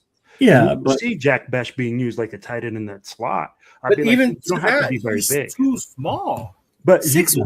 Well, hold on, Cheeto. Like it's the way that you use them, right? Because you can use them in motion and use that. You use wide receivers to crack defensive ends or outside linebackers. You see it in the league all the time. They can crack. But I don't see it again using in the traditional way of the tight end where you line him up and you put him on the Why line, would you need to do that when you already have Michael Mayer, Ian Thomas that can do that shit for you? right? At the wide receiver spot, different look, different things. I'll be like, You were again, I'm drafted a not wide saying- receiver in the second round Hey, to block. I don't disagree with you there. I'm just telling you the way that comment would only make sense is that you use Jack West in that capacity. Oh no, that's still asinine. I mean, you're gonna put Betch in there on 12 personnel, Right? He's gonna get eaten alive by a defensive tackle. Hey, you could use him as a flex and then flex him in, and I mean, like I don't know, but at the same time, I'm like we'll have to see, right? No, I'm like this is where you're not going to see it on Thursday. We're going to see how they're going to use him. Nope. I guarantee you he'll do some blocking. yeah, as a wide receiver, Yeah, I'm not not telling to you move him into tight end. No, you don't move him into that. The in that discussion line. was moving him in tight end. And I said the only way that made any sense was using him like a tight end from that slot spot, not like in that personnel package. He's still a wide receiver, not a tight end. I get what you're saying. All right, never mind. I'm like, let's just move on. Still, like, yeah. like, no, bro. I'm just saying. I'm like, you can use them like when you don't have to put them like a traditional one. Why are I'm we not saying you to put him entertaining in this any further than what I brought up? Because I think it was Will I was don't the one wanna who come- said it. I don't want to come up with ways to do that because you're gonna put more ideas in people's heads. Stop. Right? like he said, unsubscribe to that one, god damn it. Exactly. Yeah, it was a Raiders Somebody podcast. pop in backstage. Who was I it? don't know. I Nathan? thought I heard the pop, like the sound it makes. Maybe I'm No, wrong. maybe it's your fire alarm thing too. I can't see it, so I wouldn't know. Yeah, no, they didn't. Okay. But next, defense. Yes, Defense. I've been waiting for you to get here. You want to start with the interior or the outside of the defensive line? Start with Do it the combined. huh? Do it combined or? Yeah, start where you want to start. You go with it. All right, we'll do it combined because there'll be a little bit of confusion because it's like, huh? So they have it listed: defensive end, Max Crosby, backup by Malcolm, right? Jahari Harvey and Patrick Johnson. On the other edge, the other side, Kwity Paye, Keyron Crawford in his bright, beautiful red jersey. Hey man, who do you have behind Max? Malcolm Kuntz. Oh, okay. Malcolm Kuntz, yeah. The other edge, Crawford, Brennan Jackson, and Cian Sloan, right? Cian Sloan. On the interior, Tonka, the guy making rumbles, Yes, making sir. news all over training camp. Tonka Hemingway, followed by the Hall of Famer, according to 805, Adam Butler, right? And then, of course, you got Jonah and Thomas Booker right behind him, followed by Big JJ. Big JJ ain't too far behind, right? Benito Jones, Gary Smith, and then, of course, our other rookie, Brandon Cleveland, and Trevin Maye. Trevin Maye.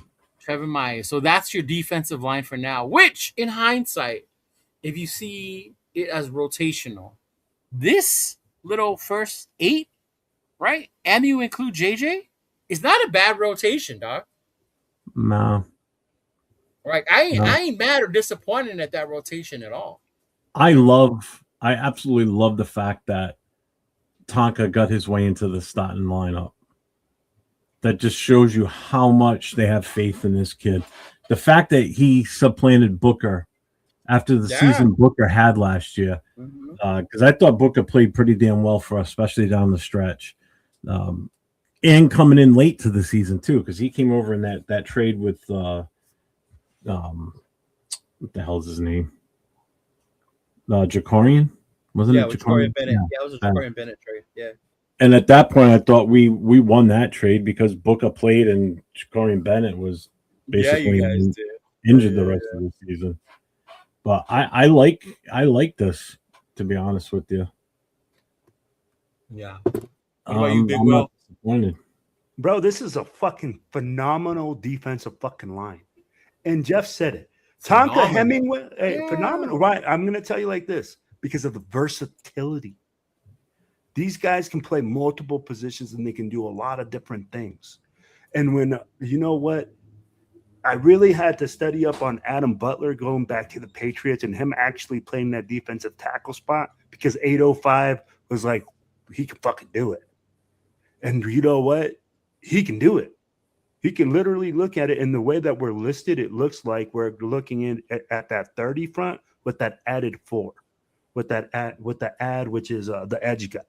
So when you talk about Quentin Petty being that edge guy, he's like an athletic guy, bro. He's gonna add great versatility to that outside. It will keep contained. Finally, we won't be able to see those runs to the outside. Hopefully. When you talk about Tonka Hemingway coming up, it's one of our rookies, bro. Finally, when do you ever hear that one of the guys that we drafted late is coming up and making a name for himself and cementing himself as a starter? Max. Besides Max. You asked, big dog. He just said Max. One guy, which is Max. That's it. But, you know, and Tonka's our homegrown guy. So him coming up and doing that, bro, it's going to be, and we have a 3-man interior rotation. You guys hit on it. Booker, Tonka Hemingway, and Adam Butler. It's no longer, hey, man, we only got one guy. What happens after this guy goes down? We have depth. Yeah. I'll be like, if you look at it, you said Max Crosby. Right after that, you got Malcolm Kuntz, which I don't know, Cheeto. Maybe you can elaborate a little bit more on this. But they're saying that Malcolm Kuntz is looking really good at practice, that he looks pre-injury form. See, the one time you could have said Cheeto says, not they say. Yeah, Cheeto says. No. Hey, that. Right? Quit covering your shit. God damn Hey. it. Yes, I saw him in camp, and yes, he looks explosive again. Yeah. So, I mean, like, and when you're talking about that, bro, that should make us excited because at the end of the day, when you're able to bring pressure to the quarterback with only a front 4, bro, that makes a huge difference for our defense. Yeah, and the interesting part, and maybe you guys will see it. We'll see. All of us will see it on Thursday. Is I think a lot of Raider Nation will get the traditional 3-4 out of their mind about needing that big guy in the middle, right? No, because when I saw them, and I'm pretty sure people who went to the Open and other ones, it wasn't a traditional 3-4, right? It was a mixture of like 4-2-5, 3-3, things of that nature, just different variations with them moving people around, right? Like moving Max on the other side, Coons, even putting Max on the inside, which to me makes sense because as the offense, you always got to know where's Max at, right? You got to find him first. That's who you're finding first, and then from there you go. But it's going to be nice to see that, and the fact that you guys are saying that you have guys that are not only names, but they're out there performing, man. Tonka has this amazing strength in him that he just blows people up, and he's pushing these guards back. Granted, there are guards right now, right? But Exactly. I want to see how it looks against the Arizona offensive line if he's still doing the same, making those same explosive plays. But yeah, man, I'm excited for Tonka, for JJ, because we did draft them. So it goes back to whether we're failing in drafting talent. So even though they were later draft picks, you know, it's good to see them. Crawford, I'm not gonna lie, I'm a little disappointed that he's been red shirt a lot this training camp. I wanted to see a lot more from him because he has what I wished Max had, and this is the size. Pause. Right, but you know what I mean. Like he has the physical size to be He dominant. looks the part. Yes, as opposed to Max. But it's crazy. It's crazy to hear what's going on with him. But it's definitely awesome to see with Quiddy and all on the rest of the line. And I'm excited for the D line. I am. I'm cool with it. Yeah. Does Raider Will call his wife bro? That is the most random question. Do you call your wife bro? Do you call your wife bro? Definitely not. No. Yeah. Jonah's legit too, man. Jonah's out there too doing work. Yes, sir. Well, here's the funny thing with Jonah. You're talking about a guy that just made the starting lineup right now. Granted, I know it's still preseason and everything. He's another guy, late round, 7th rounder. Yeah. He was the 7th-round pick. He was like number 234, and he's made the starting roster. And Jonah had a good end of season last year. He played really well. Yeah. Yeah. That's why. So that's impressive in itself too. You look at some of these starters on this defense and where they were picked. You got Crosby, 4th-round pick, and has been the star in the defense for the last few years. Jonah Lau, same thing. Granted, we didn't draft him; Indy did, but still 7th rounder. Tonka was a 4th rounder a couple of years or a year ago.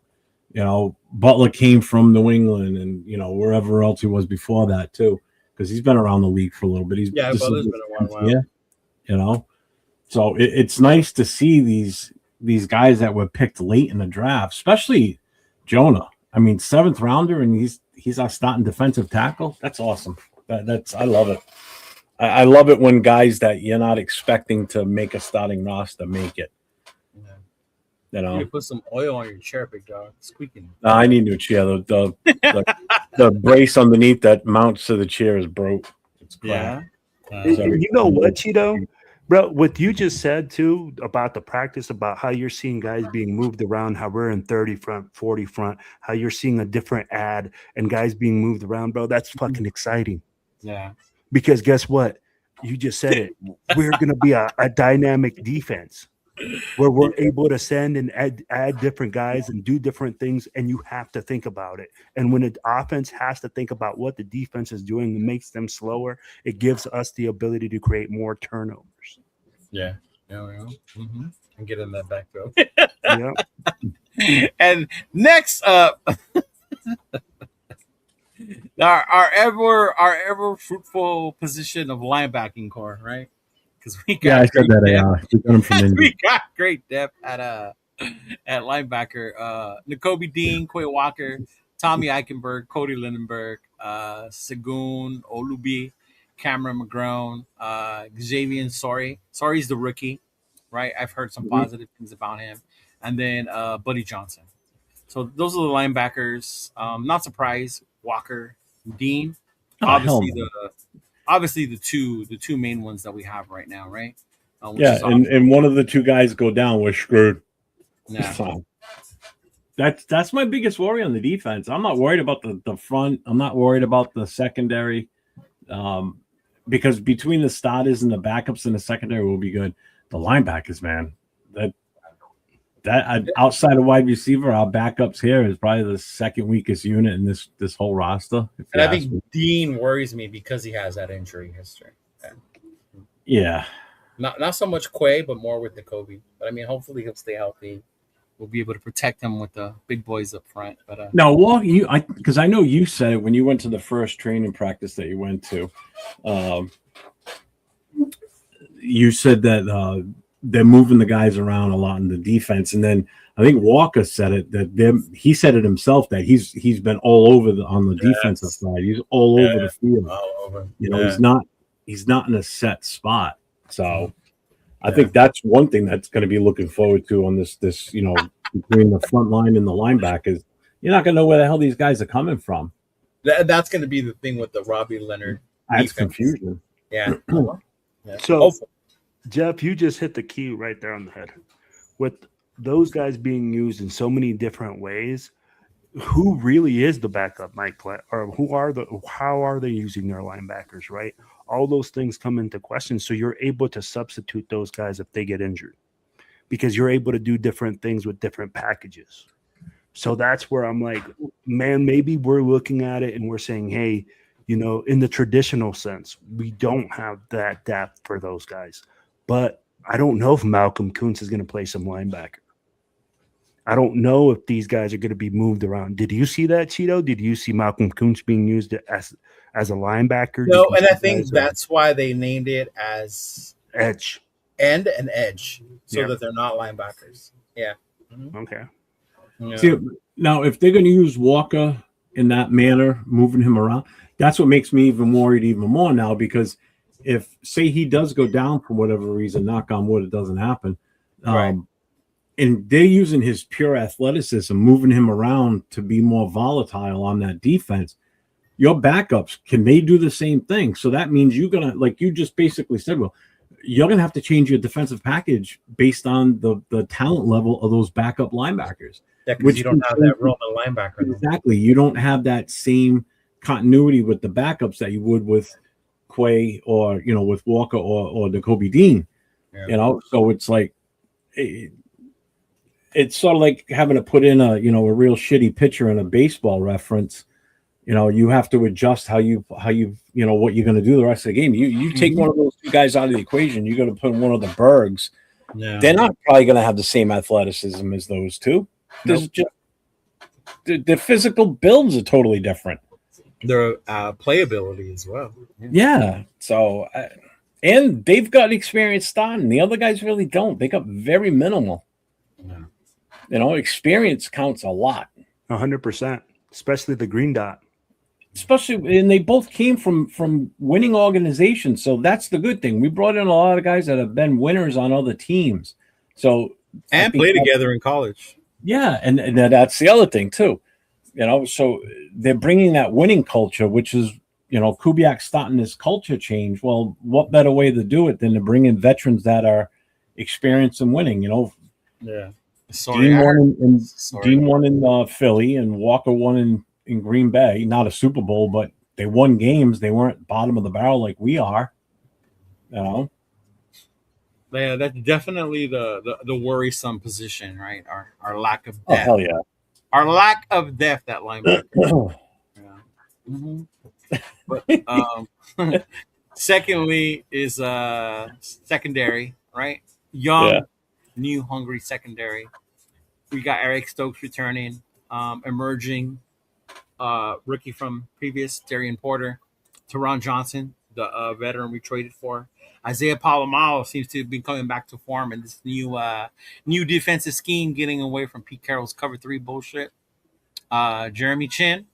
And then behind them, we got DCAM, Hezekiah Masses, the big name out of camp, right? The one everybody keeps hearing, Masses.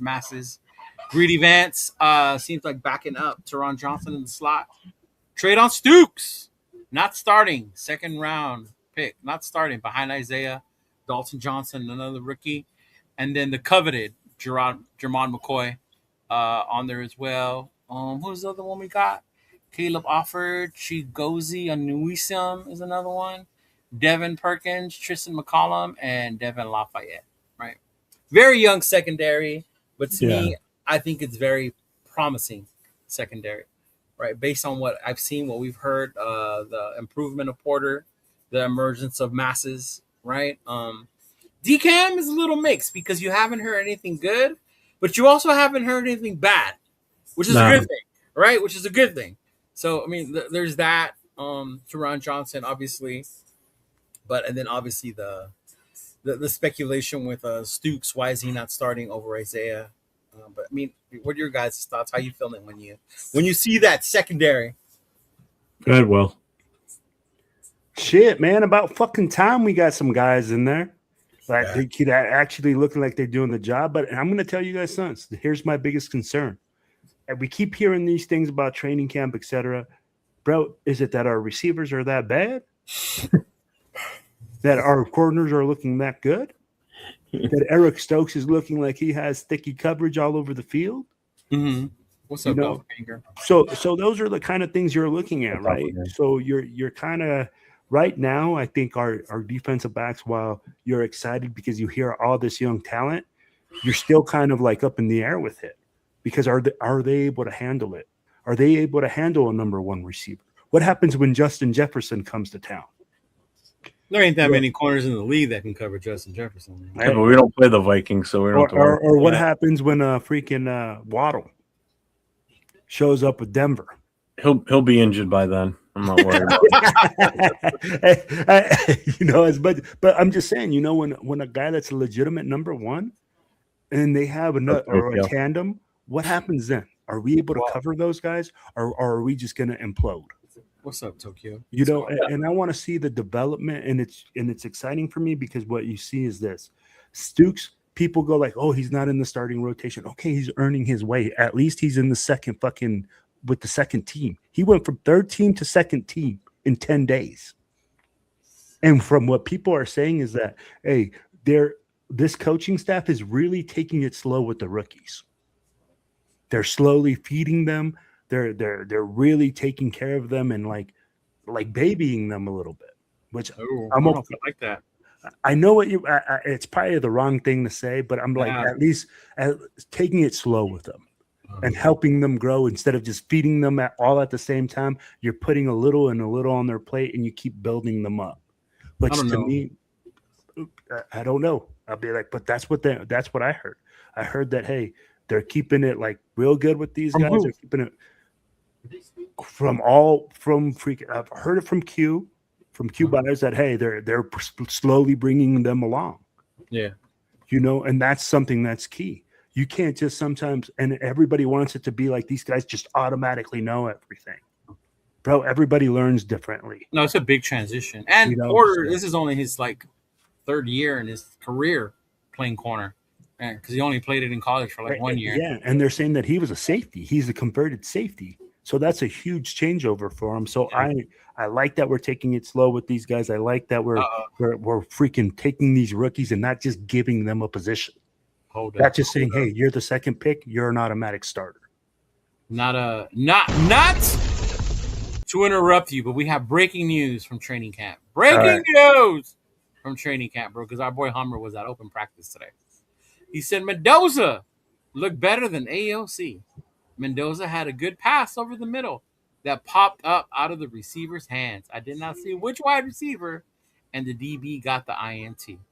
Hey, thank you, brother. Thank you for sharing that today. Thank you. And I'm glad you said it popped out of the wide receiver's hand. So what you're saying is Mendoza threw an interception. See, and that's what I was going to get at, because you're going to hear that Mendoza threw an interception. Well, that's what's going to show up on the stat line if it was a game. I mean, seriously, that's why I hate that stat. Or people's titles, right? Mendoza throws interception at camp, and then you got to click on that's the thing. That's what I hate about interceptions counting for certain shit like that. If the quarterback throws it and it doesn't touch anybody from his own team and it goes right into a defender, fine, interception. You screwed up.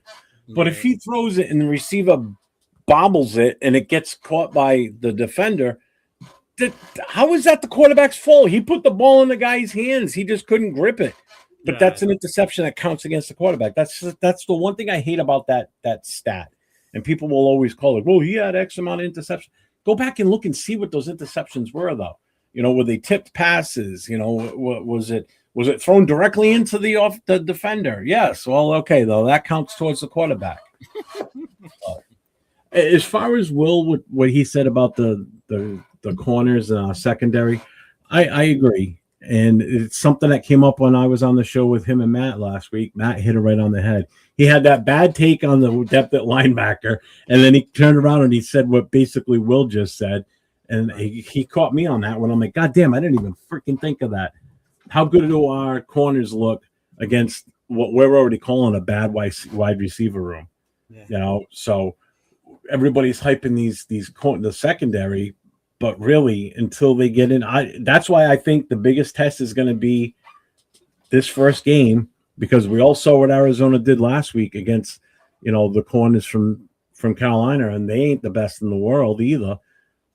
But Beck was throwing the ball all over the field, so I want to see what if our secondary can shut him down and he has nothing like a game like he did last week, then okay, we're on the right path. And then maybe our secondary is as good as we possibly think it is. Right.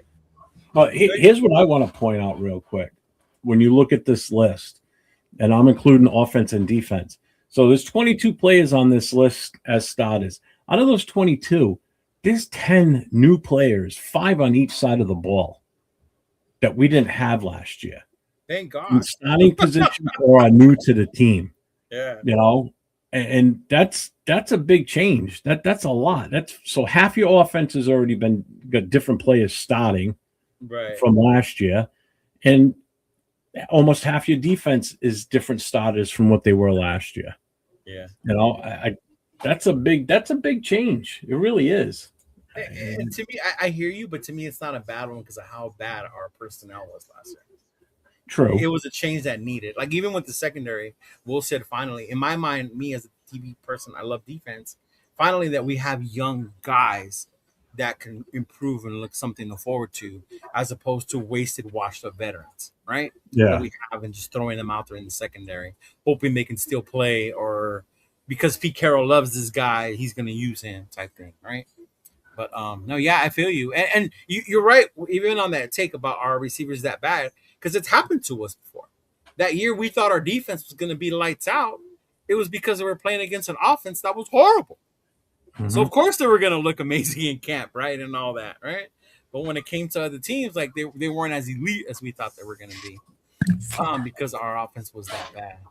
Oh, But Amr said AFC was still overthrowing the long ball. A couple of times it would have been tackled up deep in the backfield. He never saw the defenders coming. Yeah.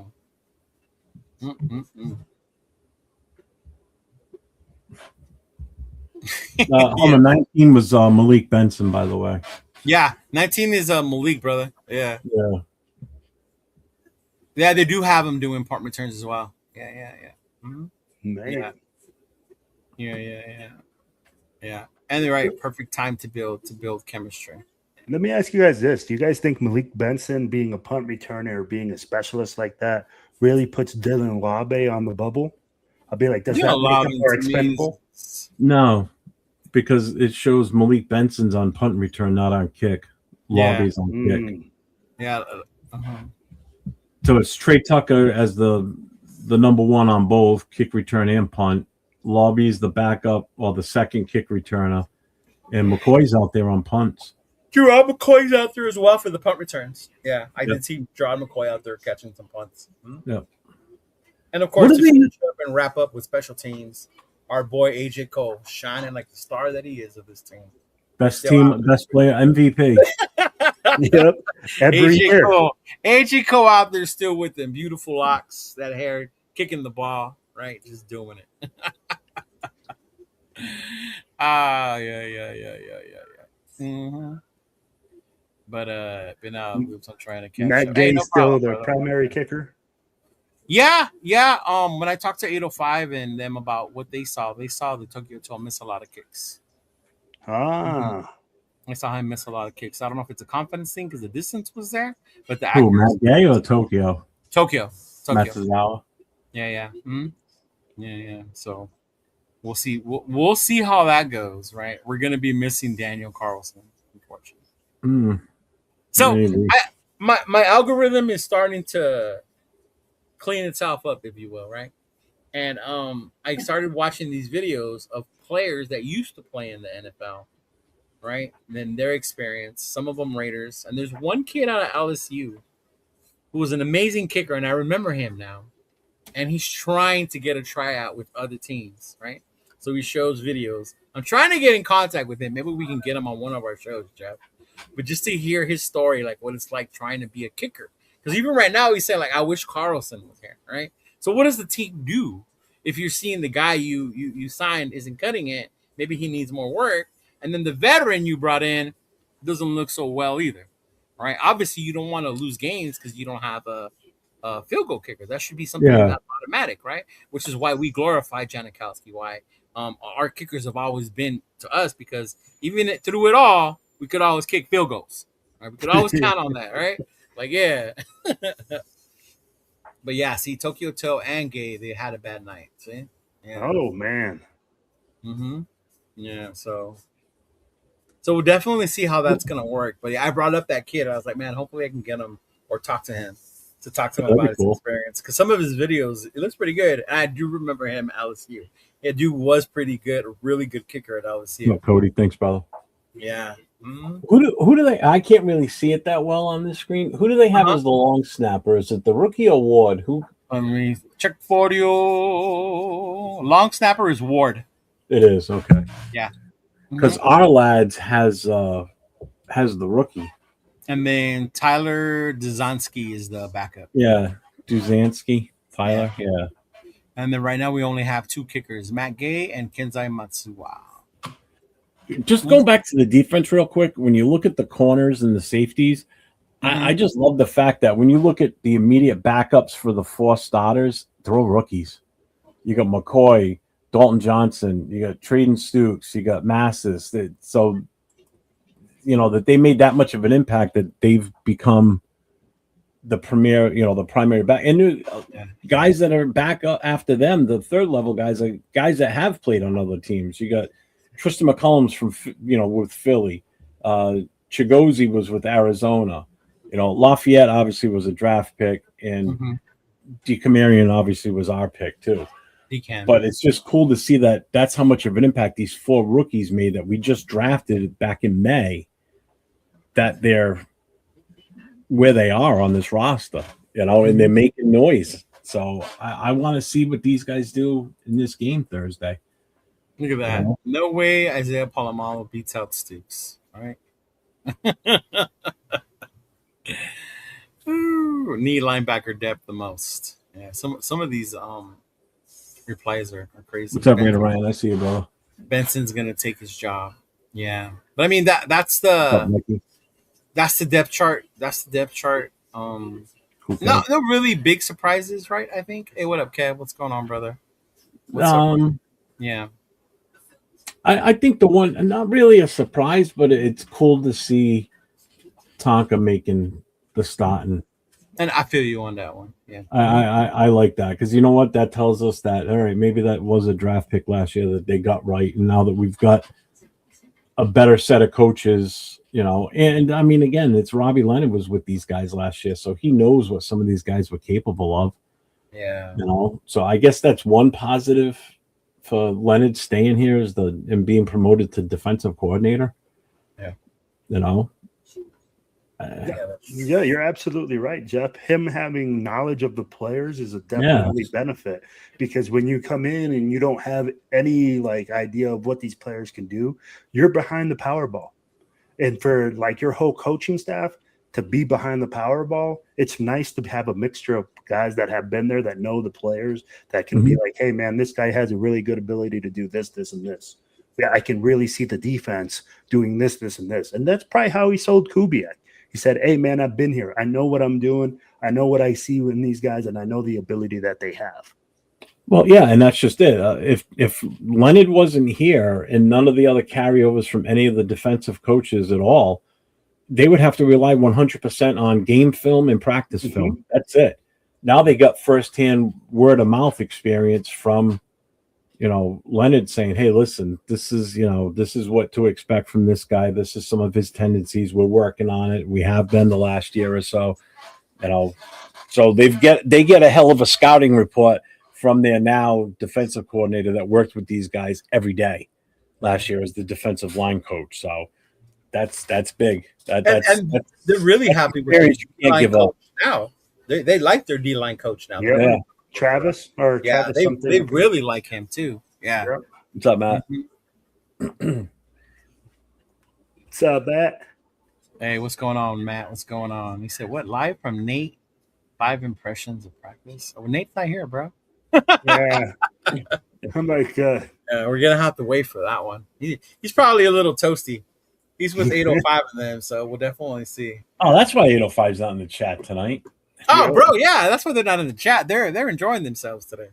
It was them, Raider Fools, Chris. Yeah, they're having a blast. Yeah. Oh, that'd be cool too. I'll get to meet up with Raider Fools. Yeah, I was gonna say you get to meet Chris as well. Yeah. Yeah. Yeah, you get to meet Chris as well. There's a lot of guys I can't wait to meet. Like D Menace is going to be out there. Raider Ryan. It's so many. Rorschach, I already talked to him. He won't be making it down. I actually spent an hour and 10 minutes on the phone with him this morning. He called me up. I can't talk with someone on the phone that long no more. Yeah. It's old school. Yeah, it's very old school. I'd rather talk. Could you imagine texting for an hour? I get to the point where I'm like, screw that. No. Yeah. No. Yeah. Yeah. I see the phone and I'm like, fuck, it's your phone. shit. Hold up. Let me I was on the phone with Rorschach and Mike called me from Movement of Black. I had to just send him a message. I'll call you back. Oh, Mike, yeah. Yeah. Yeah, see, I talked to Mike. We don't stay on the phone that long, but we say what's up tomorrow night. Yeah. Yeah, I called him back. I talked to Mike maybe every other day or so. I talked to him a lot. Yeah. Yeah, it's funny. I've only known him for a little over a year. Yeah, Just because he put me in touch. He put him in touch with me when the whole New England thing came out. yeah, it did. Well, I think that's the other exciting thing for me too is the fact that this is back-to-back seasons. I get to go to the first game of the NFL season. You know, we did it last year in New England. And now we're getting to do it this year too. Yeah, that's true. Although I would have loved, it would have been awesome if our first game was a primetime game. I would have loved every minute of that. Yeah. Yeah. But big game Thursday, Raiders, Arizona, prime time, right? Yep. We will be on TV. What are you guys looking forward to, or what are you looking to hope to see that game? Obviously, we talked earlier. Mendoza's going to get a fair share amount of the time out there. So don't care about that, bro. I want to see that offensive line. I want to be them fucking war daddies up front, fucking moving people, bro. Yeah. I want to see them fucking just blocking. I'll be like, I just want to see the trenches, man. If the trenches are on fire and we're able to run the fucking ball, and we're able to get sacks, and we're able to produce things and create pressure, I'm a fucking happy man. Right now, bro, like honestly, the offensive line is the most critical part of this team. If we are right now are struggling in the preseason and it looks bad against Arizona, I'm like, I'm questioning now. If we look like, hey man, we're out there, we're moving the football. Yeah, we might not punch it in. Little mistakes here and there. That's normal, man. First game of the fucking preseason. But you know what? I really need to see the trenches. That's for me. I don't know about you, Jeff. Oh, definitely. I want to see what the offensive line. That's my first priority. I want to see what they do. And as a result of what they do, I want to see how good the running game is. I'm not so concerned with Cousins passing or Mendoza or anything like that. I want to see the offensive line. But I'm also I can't wait to just watch us kick off and just have a football game. That's This is so true. The two of the biggest thinkers in the league going at it. Yeah. Oh, hey, until we stop playing in regular season and put some wins in the win column, we're still that same shitty team from last year. Yeah. Until we get past 3 wins, we're still no better than last year's team. So as long as everybody's okay with that, that's what people need to come to grips with. We're still no better than last year right now. On paper, we look awesome. Yeah, every team does this year. The hope is good. Hopium's full. Hopium is full everywhere. Yeah. I'm just like football's back. I can't. Yeah, wait. I know. I know if I was a Charger fan, my Hopium would be like at a full meter if I was a Charger fan. The hope. But then at the end of the day, you know what they are, right? You know what happens when they get to the playoffs. He said the hope. He's like, my hope meter's full right now at the preseason. It would be, but that's to Jeff's point. Like a lot of that comes up. Like you get that hope. What's up, Rafa? What's up, Rafa? Yeah. What up, Raf? Happy belated birthday to you, brother. Happy belated birthday. Yeah, happy belated birthday, brother. Feliz cumpleaños, bro. Yeah. Mm-hmm. The truth it is 3-14 and beyond. Yeah. It's felt like it didn't feel like a long off season. Maybe because we do this bullshit. Yeah, it did. Yeah, it did. It did for you because it longer. You want to wait. Like, I want to go already. I want to go. Well, I guess that could be it. I mean, it's only been 70 days since we bought my airline ticket. So yeah, see, she said it's only been 70 days. Well, when she booked my airline, it was 104 days to go, and now we're down to 29, and in about 3 minutes we'll be down to 28 days. Yeah. So I got a little. If you can't tell, Jeffrey is excited, bro. Yeah, if you can't, my man said, "Hey, in 3 minutes it's gonna be 28 days."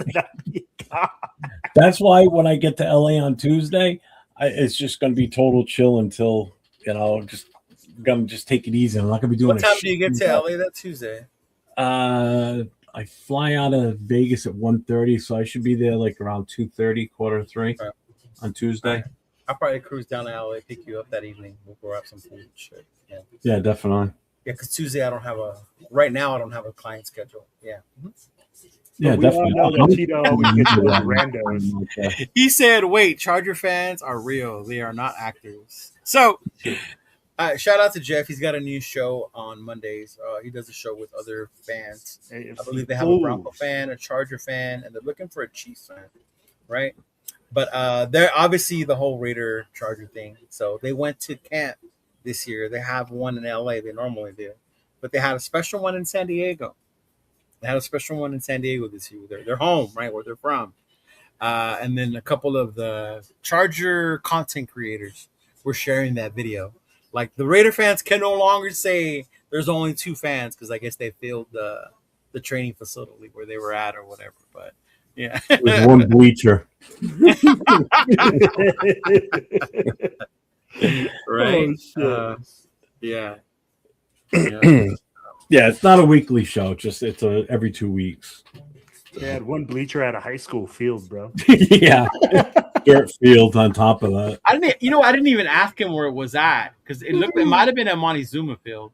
And Montezuma is where the Chargers used to play, and they tore it down and they made this little like small, like high school college style field for the Aztecs. Yeah. Mm.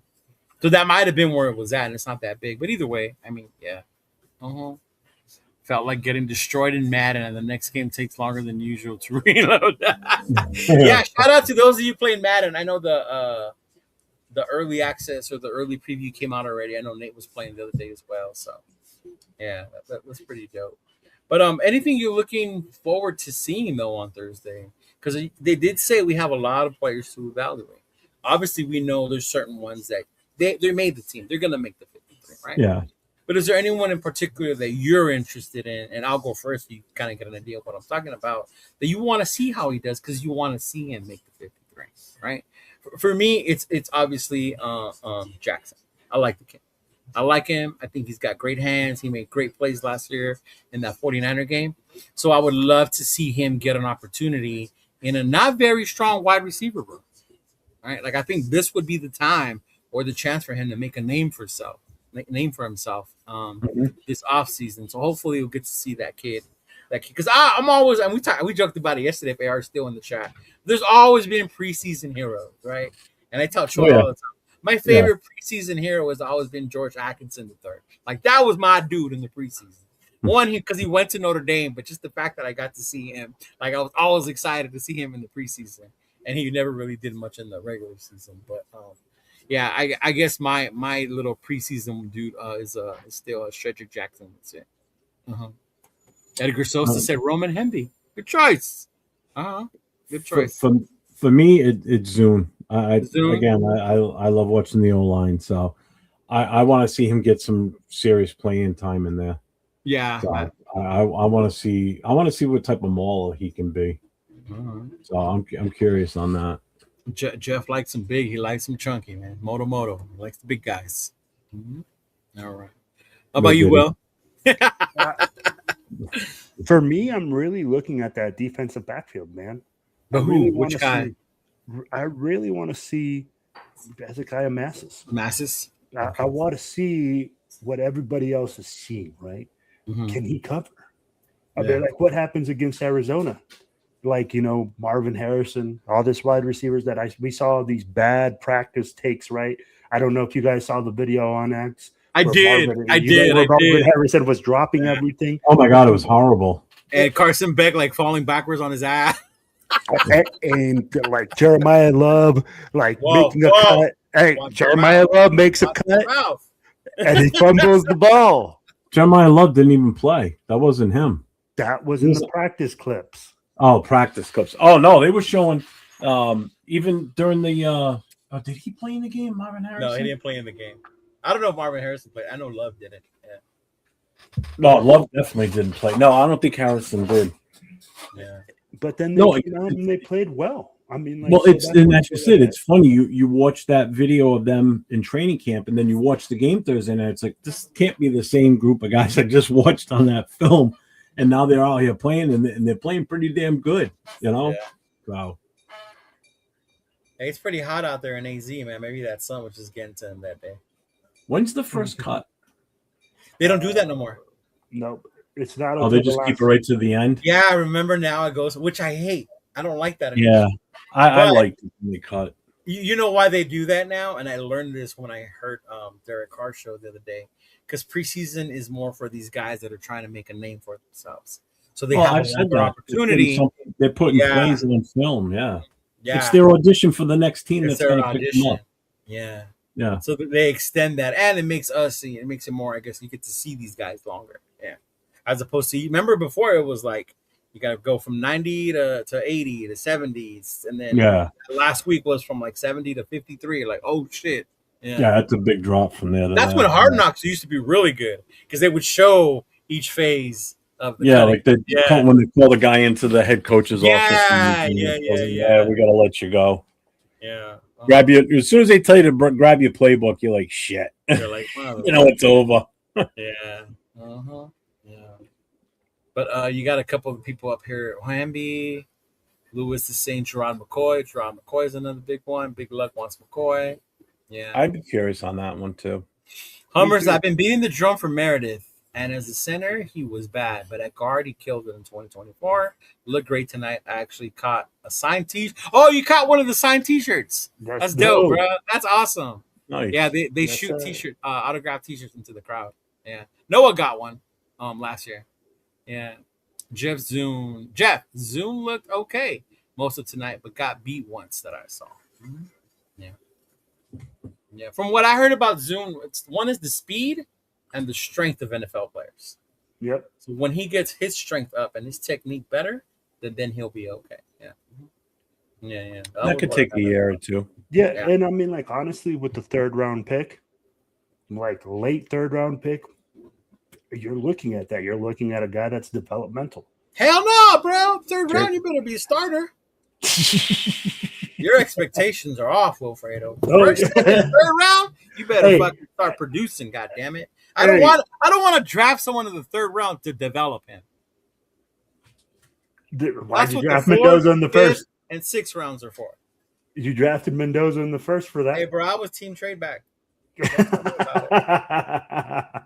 And so once we drafted him, I had to accept it, and I have. Right, I have accepted Fernando Mendoza as my savior.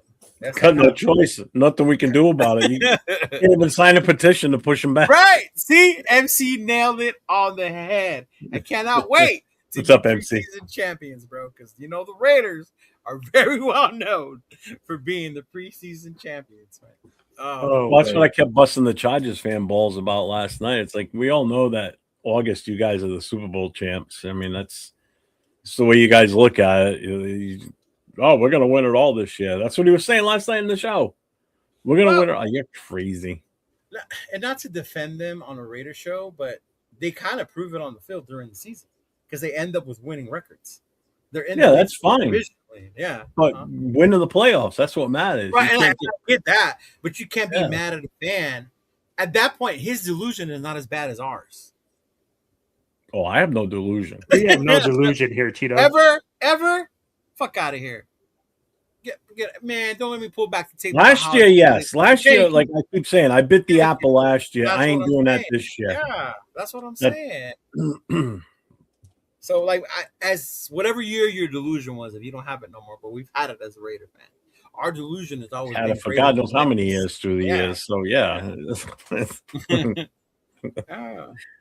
Yeah, and I think that's why I have to stay away from the chat on your show because I could see how Raider fans would talk shit, and I'll be like, we would be lucky to have had a quarterback like Sherbert during that time. Yeah. Right? We would have been ecstatic as much as we talk about him, right? But if he was on our team, we would have been like, yeah, fuck, we got hope. Like, I would take him over Minshew, over fucking all those. Oh, hell yeah. You kidding me? We've had. Yeah. If we would have, all right. So let's put it this way: when we're getting rid of Derek Carr, if the plan was to bring Herbert in, okay, so bro. But your plan is to bring in Garoppolo. No, Garoppolo. Bring Carr back. And I think I wanted Rodgers at that time. I wanted Rodgers during that time, bro. Aaron Rodgers should have retired when he walked away from Green Bay. He should have just called it quits then. 100%. And when he snapped his Achilles in New York with the Jets, that should have been a sign. That was a sign. That should have been his sign from above that, hey, I should just stop right now. Yeah. Go out on a high note. You went out on an injury. Just call it a day.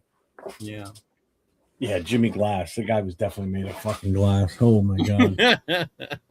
But you know what? One of the play I'm curious to see too is, in all honesty, is when Genty's finally out of the game. I want to see what Mike Washington does, because you know it's now going to be the second string is on the offensive line.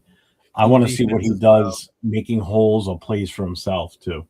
I want to see his craftiness and what he can actually do. Isn't his strength he hits the hole faster and he can break it? It's not that he creates plays, but he hits that hole fast, right? Yeah. He's built different. That's the thing. Genty's a little bowling ball. He's taller. Shout out to the little homie, Genty. Represent for the little homies out there, man. Shoot. Yeah, he is small. And the crazy part is, I don't think I realized that he had lost weight till 805 told me the stat. And then in my head it clicked because I told Nathan he looked smaller. And then that was why. That was why he looked smaller, was because he lost weight. But I mean, not in a bad way. Not that he looks tiny, but he just looks smaller. Yeah. Hey, what's going on, Marcella? Welcome to the show. What's up, Marcella? Let's get this win on this year. Let's do Raiders. It didn't play. Raiders. It played. There we go. There we go. Right. Yeah. Mm-hmm. I'm surprised that nobody said I want to see MVP AOC, but D-Mokes isn't in the chat today, so it's normally where that comes from. Yeah. Uh-huh. Raider Jeff, can I join the panel? This is not an open panel, Hunter. Sorry. Do you still do your show on Friday when you open it up? Oh, hell no. I don't do that anymore. See, or Saturday, you don't do that either? You don't take calls? Phone calls. That's it. No, we do the phone calls. We don't do pull people up on the screen crap anymore. Oh, there you go. You could call in on Saturday? Yeah, you can call in on Saturday shows. Yeah, Saturday would be preferred. There you go. You can. If you want to talk Raiders, Saturday night. Friday night, it's all NFL talk. So yeah, yeah. There's that one. But I mean, yeah, the Kool-Aid's starting to get a little cold. It's starting to get a little tasty. I wanted to do another schedule thing, but maybe we'll do that when Nathaniel comes back, and then we'll go to the wins and the losses. But do you want to end this on one note, because this is what deterred me from doing it again? It took my Raider Kool-Aid higher from here to here, because the power rankings came out. The NFL power rankings came out today, right? Obviously before the preseason. And just take a wild guess. Who was number one? Chiefs. No. the power rankings for the overall NFL. The NFL. Mm-hmm. Who was number one? Who was number one? Rams. The Rams. I didn't look. I did not look. I know you guys did. That's why I didn't even bring it up. I was going to send it to you, but I wanted it to be a surprise. That's why I laughed when Lou said the Rams and the Chargers. It's that one player. Take that one player away, and I bet you they're not ranked number one. They had Seattle at number 3 as the defending champs. KC was like 15. Yeah. Mm-hmm. New England felt disrespected because they weren't even in the top 10. They had them dropped all the way down to 12. Mm-hmm. That's what happens when you don't win the Super Bowl. I believe the one that was, if my memory serves me correctly, it was Denver that was ahead of Seattle, and then Buffalo. The normals, normal people that fall. But guess where the Raiders fell or landed? 27. Well, I'm 27. I said 27 right before Jeff. And the reason I wanted to bring this up because it's ironic, because there was only one team behind us. We were 31. In the power rankings, they had us at 31. And for this year? For this year, right now, preseason power rankings. And you know who was 32? Will, do you have a guess yet? Arizona? That's. I was gonna say them. Cleveland. No, Miami. Oh, well, yeah, that would make sense. That would make sense. Mm-hmm. Miami was 31. Yeah, I'm 32. I mean, yeah. So the Raiders landed at 31, bro. 31. Where'd they put the Jets at? They got the Jets ranked higher than us. I could go back to the list. Hold on, let me go back to the list. I Hmm. just that was just like what went off the top of my head. But the Jets were down there as well on the bottom with us. You know what? I'm fine with them ranking us 31. I don't know about anybody else. I'm fine with it. I don't feel disrespected because look we were the dead last worst team last year. We would have been 32 at the end of last season. So why not start at the bottom? I'm fine with that. You know why? Because nobody's going to expect anything. So on this season, you're gonna watch us creep up that power ranking board, and people are gonna start to be like, "Oh shit, they're in the top 15." They were start of the season. They were ranked number 31. Holy shit! They just surpassed half the NFL. Yeah. There's that Kool-Aid. There's that Kool-Aid. That's why I don't mind being ranked dead last or second to last, because you know what? Nobody's expecting anything from us. I'm not expecting anything from us. I'm just ready to watch this season unfold in front of me, and it is what it is this year. And if we play great, that's beautiful. That's icing on the cake. If we play shitty, then okay, it's the 1 year learning curve. We rebuilt everything. Like I just said, we've got 10 different starters on the offense and defense combined between the two. 10 different starters from last year. So that's almost half your roster on the starting offense and defense is completely different from last year. So I love being number 32. I'm absolutely 31. There we go. I got it. I found it. Yeah, man. The Browns. Big look. How is Miami 32 when they drafted Rodriguez? All right. Let's see. So we want to go from 1 to 32 or 32 up?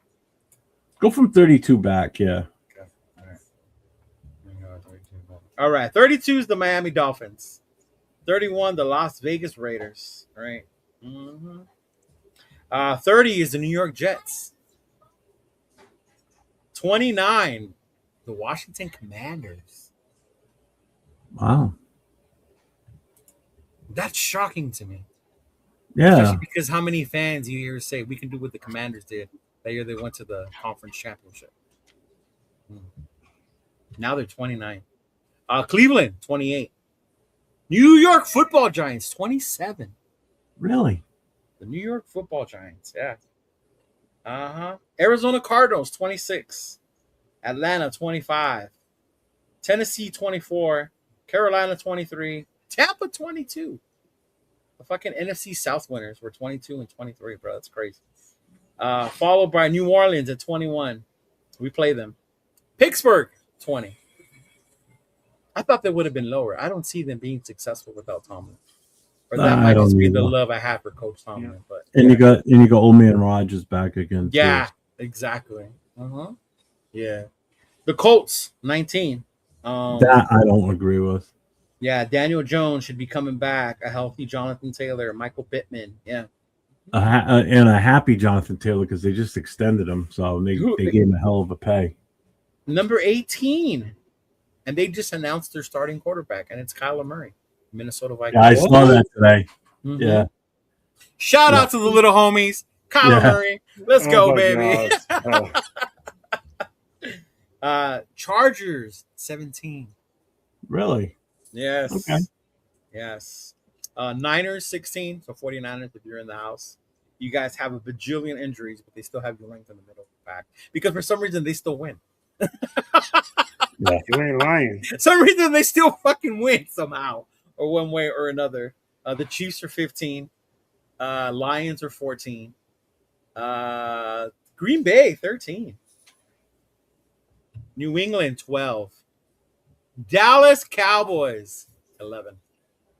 Damn. We them boys. It's their year this year. Remember that. Dallas Cowboys, and they just paid their big defensive tackle, right? Yep. They just paid Big Q. Quentin Williams. Yep. Yeah. They just paid him. They paid him the money they were not going to give Micah. Number 10, top 10. Are you ready? The top 10 teams. Sure. Number 10, Chicago Bears. Number 9, and we play them in the preseason, Houston Texans. Legit. Number 8, Cincinnati Bengals, Joe Burrow. I'm surprised at that one. Joe Burrow and Jamar. It has it like highlighted, Joe Burrow and Jamar Chase. Joe Burrow and Jamar Chase. I would Jack. I would have put them behind Lower? Houston. Yeah. Yeah, Jacksonville, number 7. they had a Wow. good year last year. They were a They got- quiet one. Yeah. Yeah, Uh-huh. that could be a dangerous team. Mhm. Number 6, Max Crosby's former team, the Baltimore Ravens.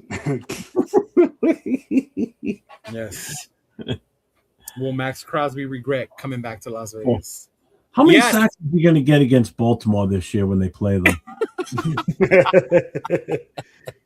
He's gonna go Yeah. off, bro. He's gonna go off. What the hell, man? To even ask that question, come on.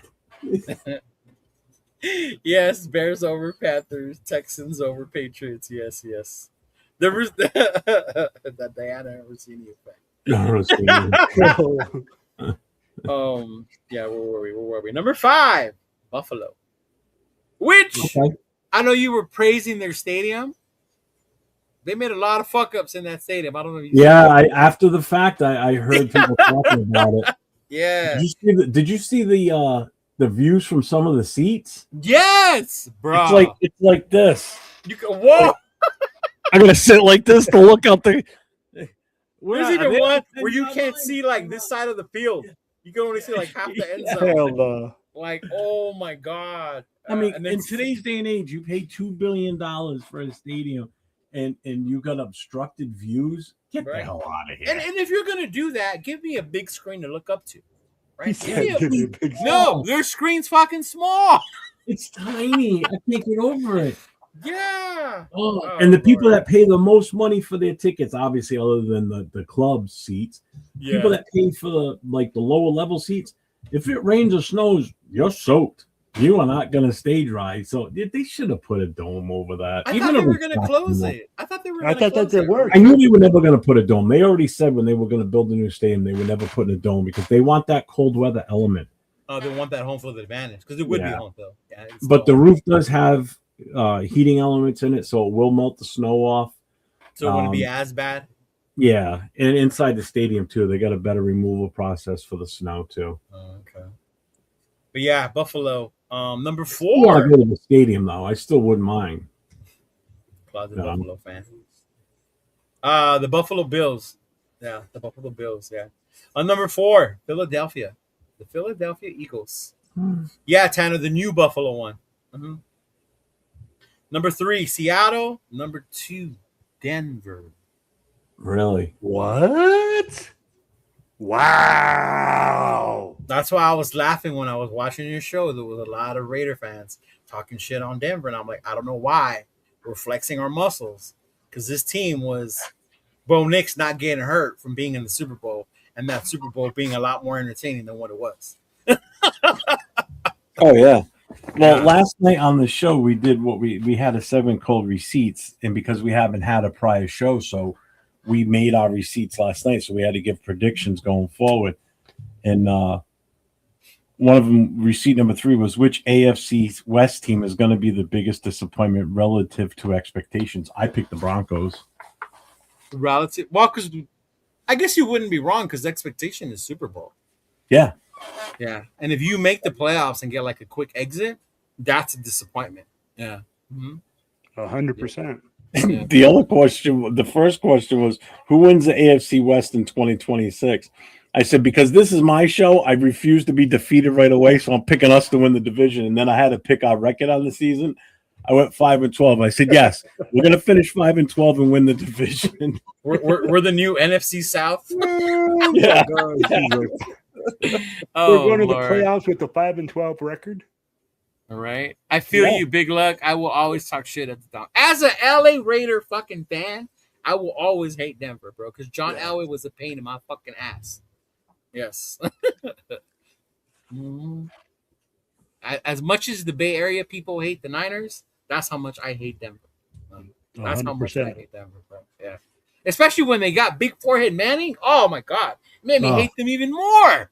When they got fucking Manning. What was that? Megamind? Megamind. Yeah, when they got Yeah. Megamind's ass over there. Yeah. Shit. Making Pro Bowlers out of fucking receivers we ain't never heard of.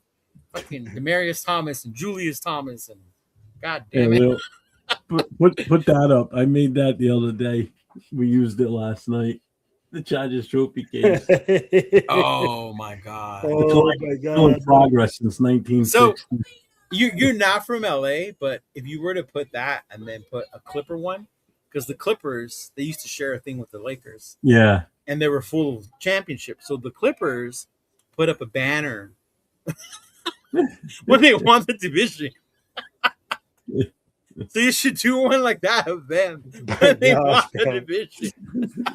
Oh, that's right. That's what you're right. Yes. I should do a Chargers trophy case and an LA Rams trophy case. Yes. That's a good one. I like that. Even the LA Raiders, 1 year, fuck it, they got one trophy. Still LA, still got more than the LA Chargers. Goddamn it!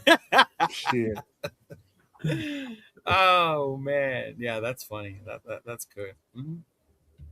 See, and shows like that are cool. One, if you don't get disrespectful or take it personal, and also if you're open to realize that even though I hate that team, they are good, right? Yeah. Yeah. Like I hate Denver, but I know they're good. Like, yeah. Oh, we're definitely dead last in our division right now. If you look at it, Until otherwise proven. Yeah, I mean, we're still the fourth ranked team in our division. We really are. You know, you're talking. We've got a new head coach. They've got 3 established head coaches. They got 3 established quarterbacks. You know, Denver's got a hell of a defense. I mean, there's so many things going in their favor already. You know, even the Chiefs, even though they're kind of still, we don't know what to expect with them this year. You know, you have no idea what Mahomes is going to be like. We don't know what we're going to be yet. We really don't. You know, you can't judge everything on training camp. No. You can get an idea, but you can't sit here and say, "Oh yeah, we'll beat those 3." Anybody that thinks we're going to walk into the season right now going 3-3 in our division without seeing the actual product on the field in game time situations, you're dementia. You're delusional. And yeah, you got dementia. I meant to say delusional, but I was starting to say dementia. Yeah, as much as you might want to hate Bo Nix, whatever that offense moves, they added Waddle. That defense is lights out. That fucking defense is. They got even better. Yeah. Mm-hmm. Yeah. KC, they still have Andy. They added fucking Kenneth Walker. Yep. And I don't know if you guys have seen the training camp videos out of there, but he's even fighting his own players out there. Yep. Yeah. He's out there slapping and pushing motherfuckers about get out my way in training camp. So yeah, Kenneth Walker, and then who knows how Mahomes gonna look like, but end of the day, he's still Mahomes. Kelsey back. Kelsey looks so out of shape right now. I think he's my brother. That's what you know. I guys know my brother's a big Chiefs fan. My brother was really upset that he came back. He feels that he just needs to just go away. He does. Retire, disappear, let somebody else. Yeah. Because he thinks if anything, he's gonna hurt the team. Yeah. Yeah, Travis Kelce, he's out there looking like fucking Jason Kelce right now. Yeah. Mm-hmm. You know? Let him get him game shape, bro. It's his married weight. Yeah. The honeymoon, I'm telling you, he's still in his honeymoon. And then the part shake it off. The part that people aren't realizing with the Chargers, because we all focus on how Herbert chokes in the playoffs, that defense is greatly improved, bro. Mm-hmm. And then you think about who they drafted this year to add to that line. What's up, shit. Yeah. What up, Ardell? What's going on, Well, that brother? was one of the things I said last night when we were talking about the Chargers. I said, your offense is supposed to be better, but hey, your defense is beating the shit out of your offense right now in training camp.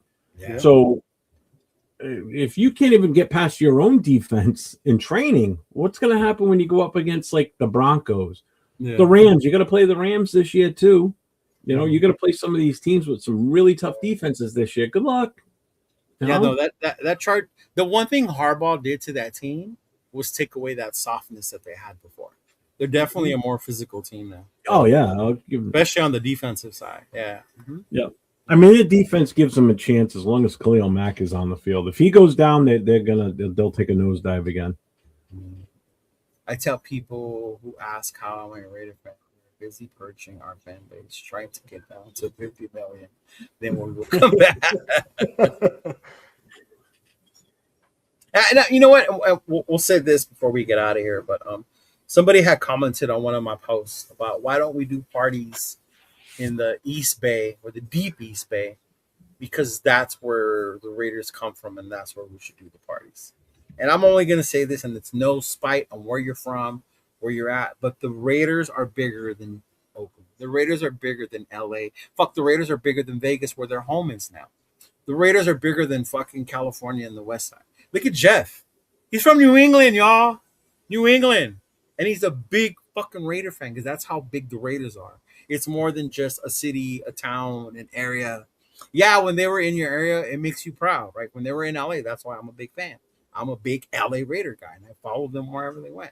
Some with people in Oakland, right? They stayed since the 70s. Some when they were there. And then now you got people like Nate trying to recreate this new fan base, this new aura, right? Nate and 805, shout out to them, in Las Vegas, right? But to me, the Raiders are always bigger than that. And I've seen it when I travel, when I've gone to Mexico. I've seen a lot of Raider fans, right? Everywhere I've been in Mexico. When I was in the military, you know, trying to find where to watch the Raider game, seeing Raider fans out there, or they would see me in my hat and they would be like, hey, Raiders, like just pointing shit out like that. Because we're so much bigger than just one area, man. Like Tanner just said, we're worldwide, big time. Yeah. I mean, look, you got Afakasi, he's Australian. Yes. He follows this team. Mm-hmm. You know, I mean, we're overseas everywhere. We're in Europe. We're in South America. We're in Asia. There's fan bases for this team all over the place. Did you see that? Did you see that video? Which one? Did you see that video where the guy pinpointed like all the fans? Yeah. Yeah. And I think that's where you were getting it from. And it's true. When you see some of the areas that are lit up in black, it's like you never would have thought of some of those areas. Yeah. You know, especially like some of the Midwest ones, like kind of like, wow, really? You know? I think the Midwest ones make sense to me when you think about the 70s. Because a lot of the older people I served with in the military, they weren't from California, but they were Oakland Raider fans because that was like the tough team, the Pirates. Yeah, that's how I got to be. Yeah, and that's how they were. Always during the playoffs because that's when we got to see them on the East Coast. Yeah, I remember my old Master Chief with the cigar in his mouth, old cranky fucker. Like Oakland used to be automatic in Monday. I don't know what the fuck's wrong with them now. Yeah, it was. Like, yeah, that's exactly how it sounded, bro. Yeah. Oakland was automatic back then. We got the best logo in the NFL. Yes, sir. Yeah, we do. Yeah, we do. Yeah, we do. But yeah, man, don't tell people how to fan. Fan your own way. Do what you want to do. Oh my God, my girlfriend's on one right now. I will put Raiders on. Yeah, see, I'm telling you, bro, it's different. It was different. I'm sure Wilfredo will share the same experience when he was in the military. Yeah. About meeting other Raider fans from all over. But it's all over the world, bro. You're right. Yep. Yeah. But I mean, you guys got anything else? Anything else we want to share? You got coming up?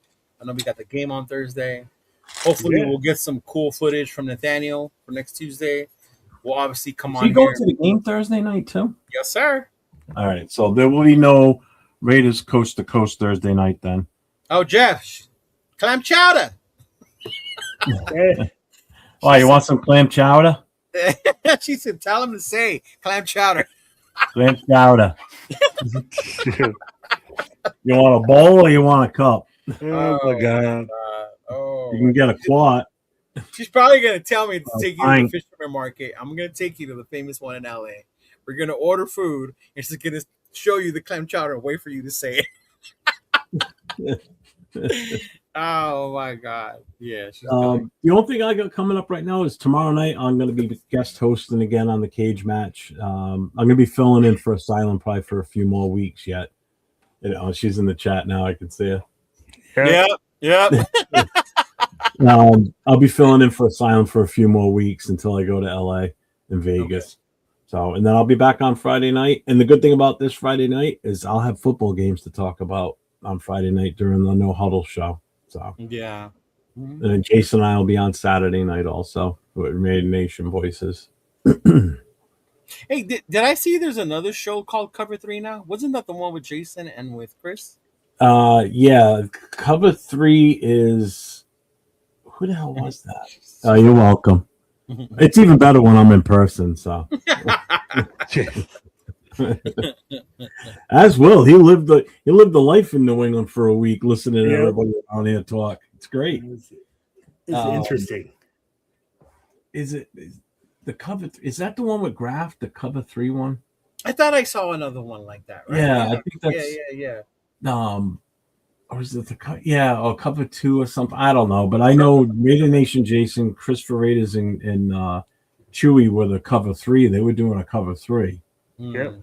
So, and they've been doing that for a lot longer than, because this one just started, I think. Yeah, I saw that. Yeah, Chris and Jason have been doing this cover for 4. Cover over 4. a year.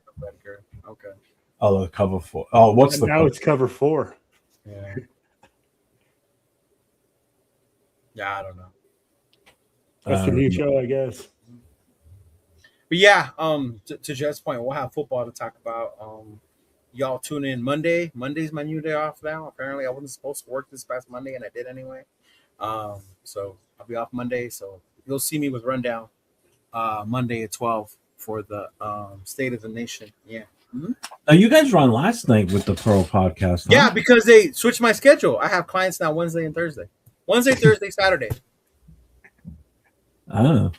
Yeah, so now I had to switch back to Monday because I do this with you on Tuesday. Yeah. Mm-hmm.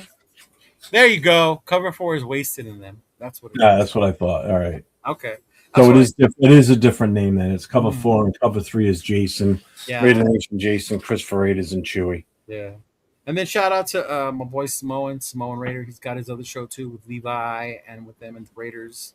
It was cool, man, to see my boy TJ out there just behind that gate. Like he's just part of them. Just part of them. Like it's cool to see him. Like I saw the video he did, which had me cracking up, telling every Raider player that he saw, "You're my favorite." And some of them were like, "Nah, for real." And then like the other one would catch him saying it to another one. Like, "Nah, no, I'm not." Like when he Dylan Lobby was like, "Nah, like for real." Like Dylan Lobby, like really, I'm really your favorite player. I need to figure out how AI got on the field last year game day. I need that experience. I think it might have been with Samoan. Mm-hmm. It was Samoa. It was with Mhm. Samoan. I need to get on the field. Yeah, I know, right?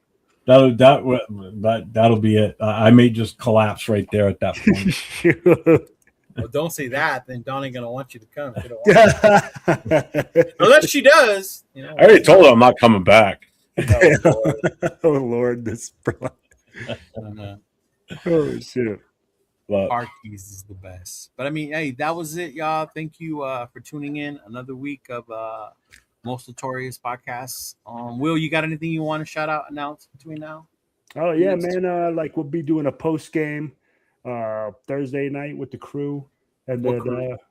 Because it ain't we'll us. have I'll have the unfiltered crew. I'll be with Primo. We're gonna have Jay Raider. We'll have a couple other the cast members. We'll have Val on there. She'll be on there from Texas. So Oh, cool. It'll be nice to see Val. I hadn't seen her in a minute on your show. yeah, man. She's been busy doing the firefighter thing. She went to the firefighter academy. She graduated the firefighter academy. I'm, like, nice. proud of her, man. It's awesome. I'm like, she ain't very her. big, man. She's tiny and she's out there freaking like putting all that fire equipment on and always putting in that hard work, man. So it's cool. Yeah, Good Val for her. signing. Shout out to the little homies, Val. He said a little homie. Yeah. Tito. Oh man. Val been hustling. Yeah. Hey, Big Luck, are you coming to the home opener?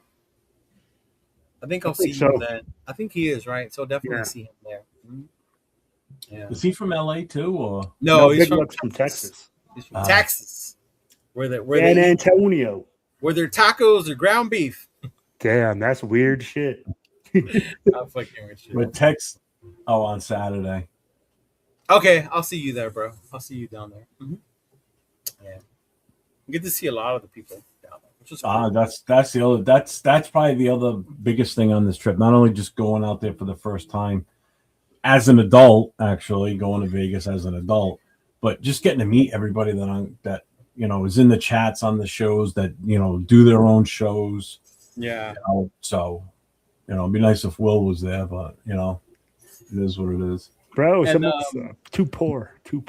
This guy too poor, but he's traveling all over the country. But he's too Yeah. poor. The travel. That's why. That's why. We're on the way. Uh-huh. Hey, that's why. That's why I'm broke because I've been traveling. Yeah. Oh, fucking. But That's right. We'll all be together in New York except for Nate. Yeah. no, looking forward to LA. Hopefully, me and Jeff will have some surprises for you. I know Yeah. we're trying to squeeze in a Disney trip in there. And we thought, I Yeah, did bring it up. we're trying to do it. So if I can get those tickets for us, man, Y'all gotta go live. Y'all gotta go live if you take freaking Jeff to Disneyland. You'll see us geek out We're Star Wars. gonna do the teacups, Dumbo's ride, all that shit. Yeah. No, man, nothing be funnier than my fat ass sitting in a teacup. Yo, bro, that's perfect. Oh, dude, when I took my girlfriend, she had me get on the Dumbo ride. I was like, all right, we're doing this. Okay. One look at me and go, no, you're too big. Yeah, we go on the Dumbo I'm ride. not as big as Dumbo. Let me on the damn ride. Oh shoot! But yeah, looking forward. Now, shout out to everybody that either gifted memberships or super chats tonight. I appreciate you all. So just want to shout that out. Everybody that was on my channel tonight, my moderators, everybody. Yes. Love you all. And those of you that watched the ripping of packs, I did just win one of the auctions, and we got a bunch of packs. So I'm gonna be able to do that next week. We'll do another video where we open up packs. I'm waiting for the release of the new tops, Jeff, the new one, the one that's got Mendoza on the box.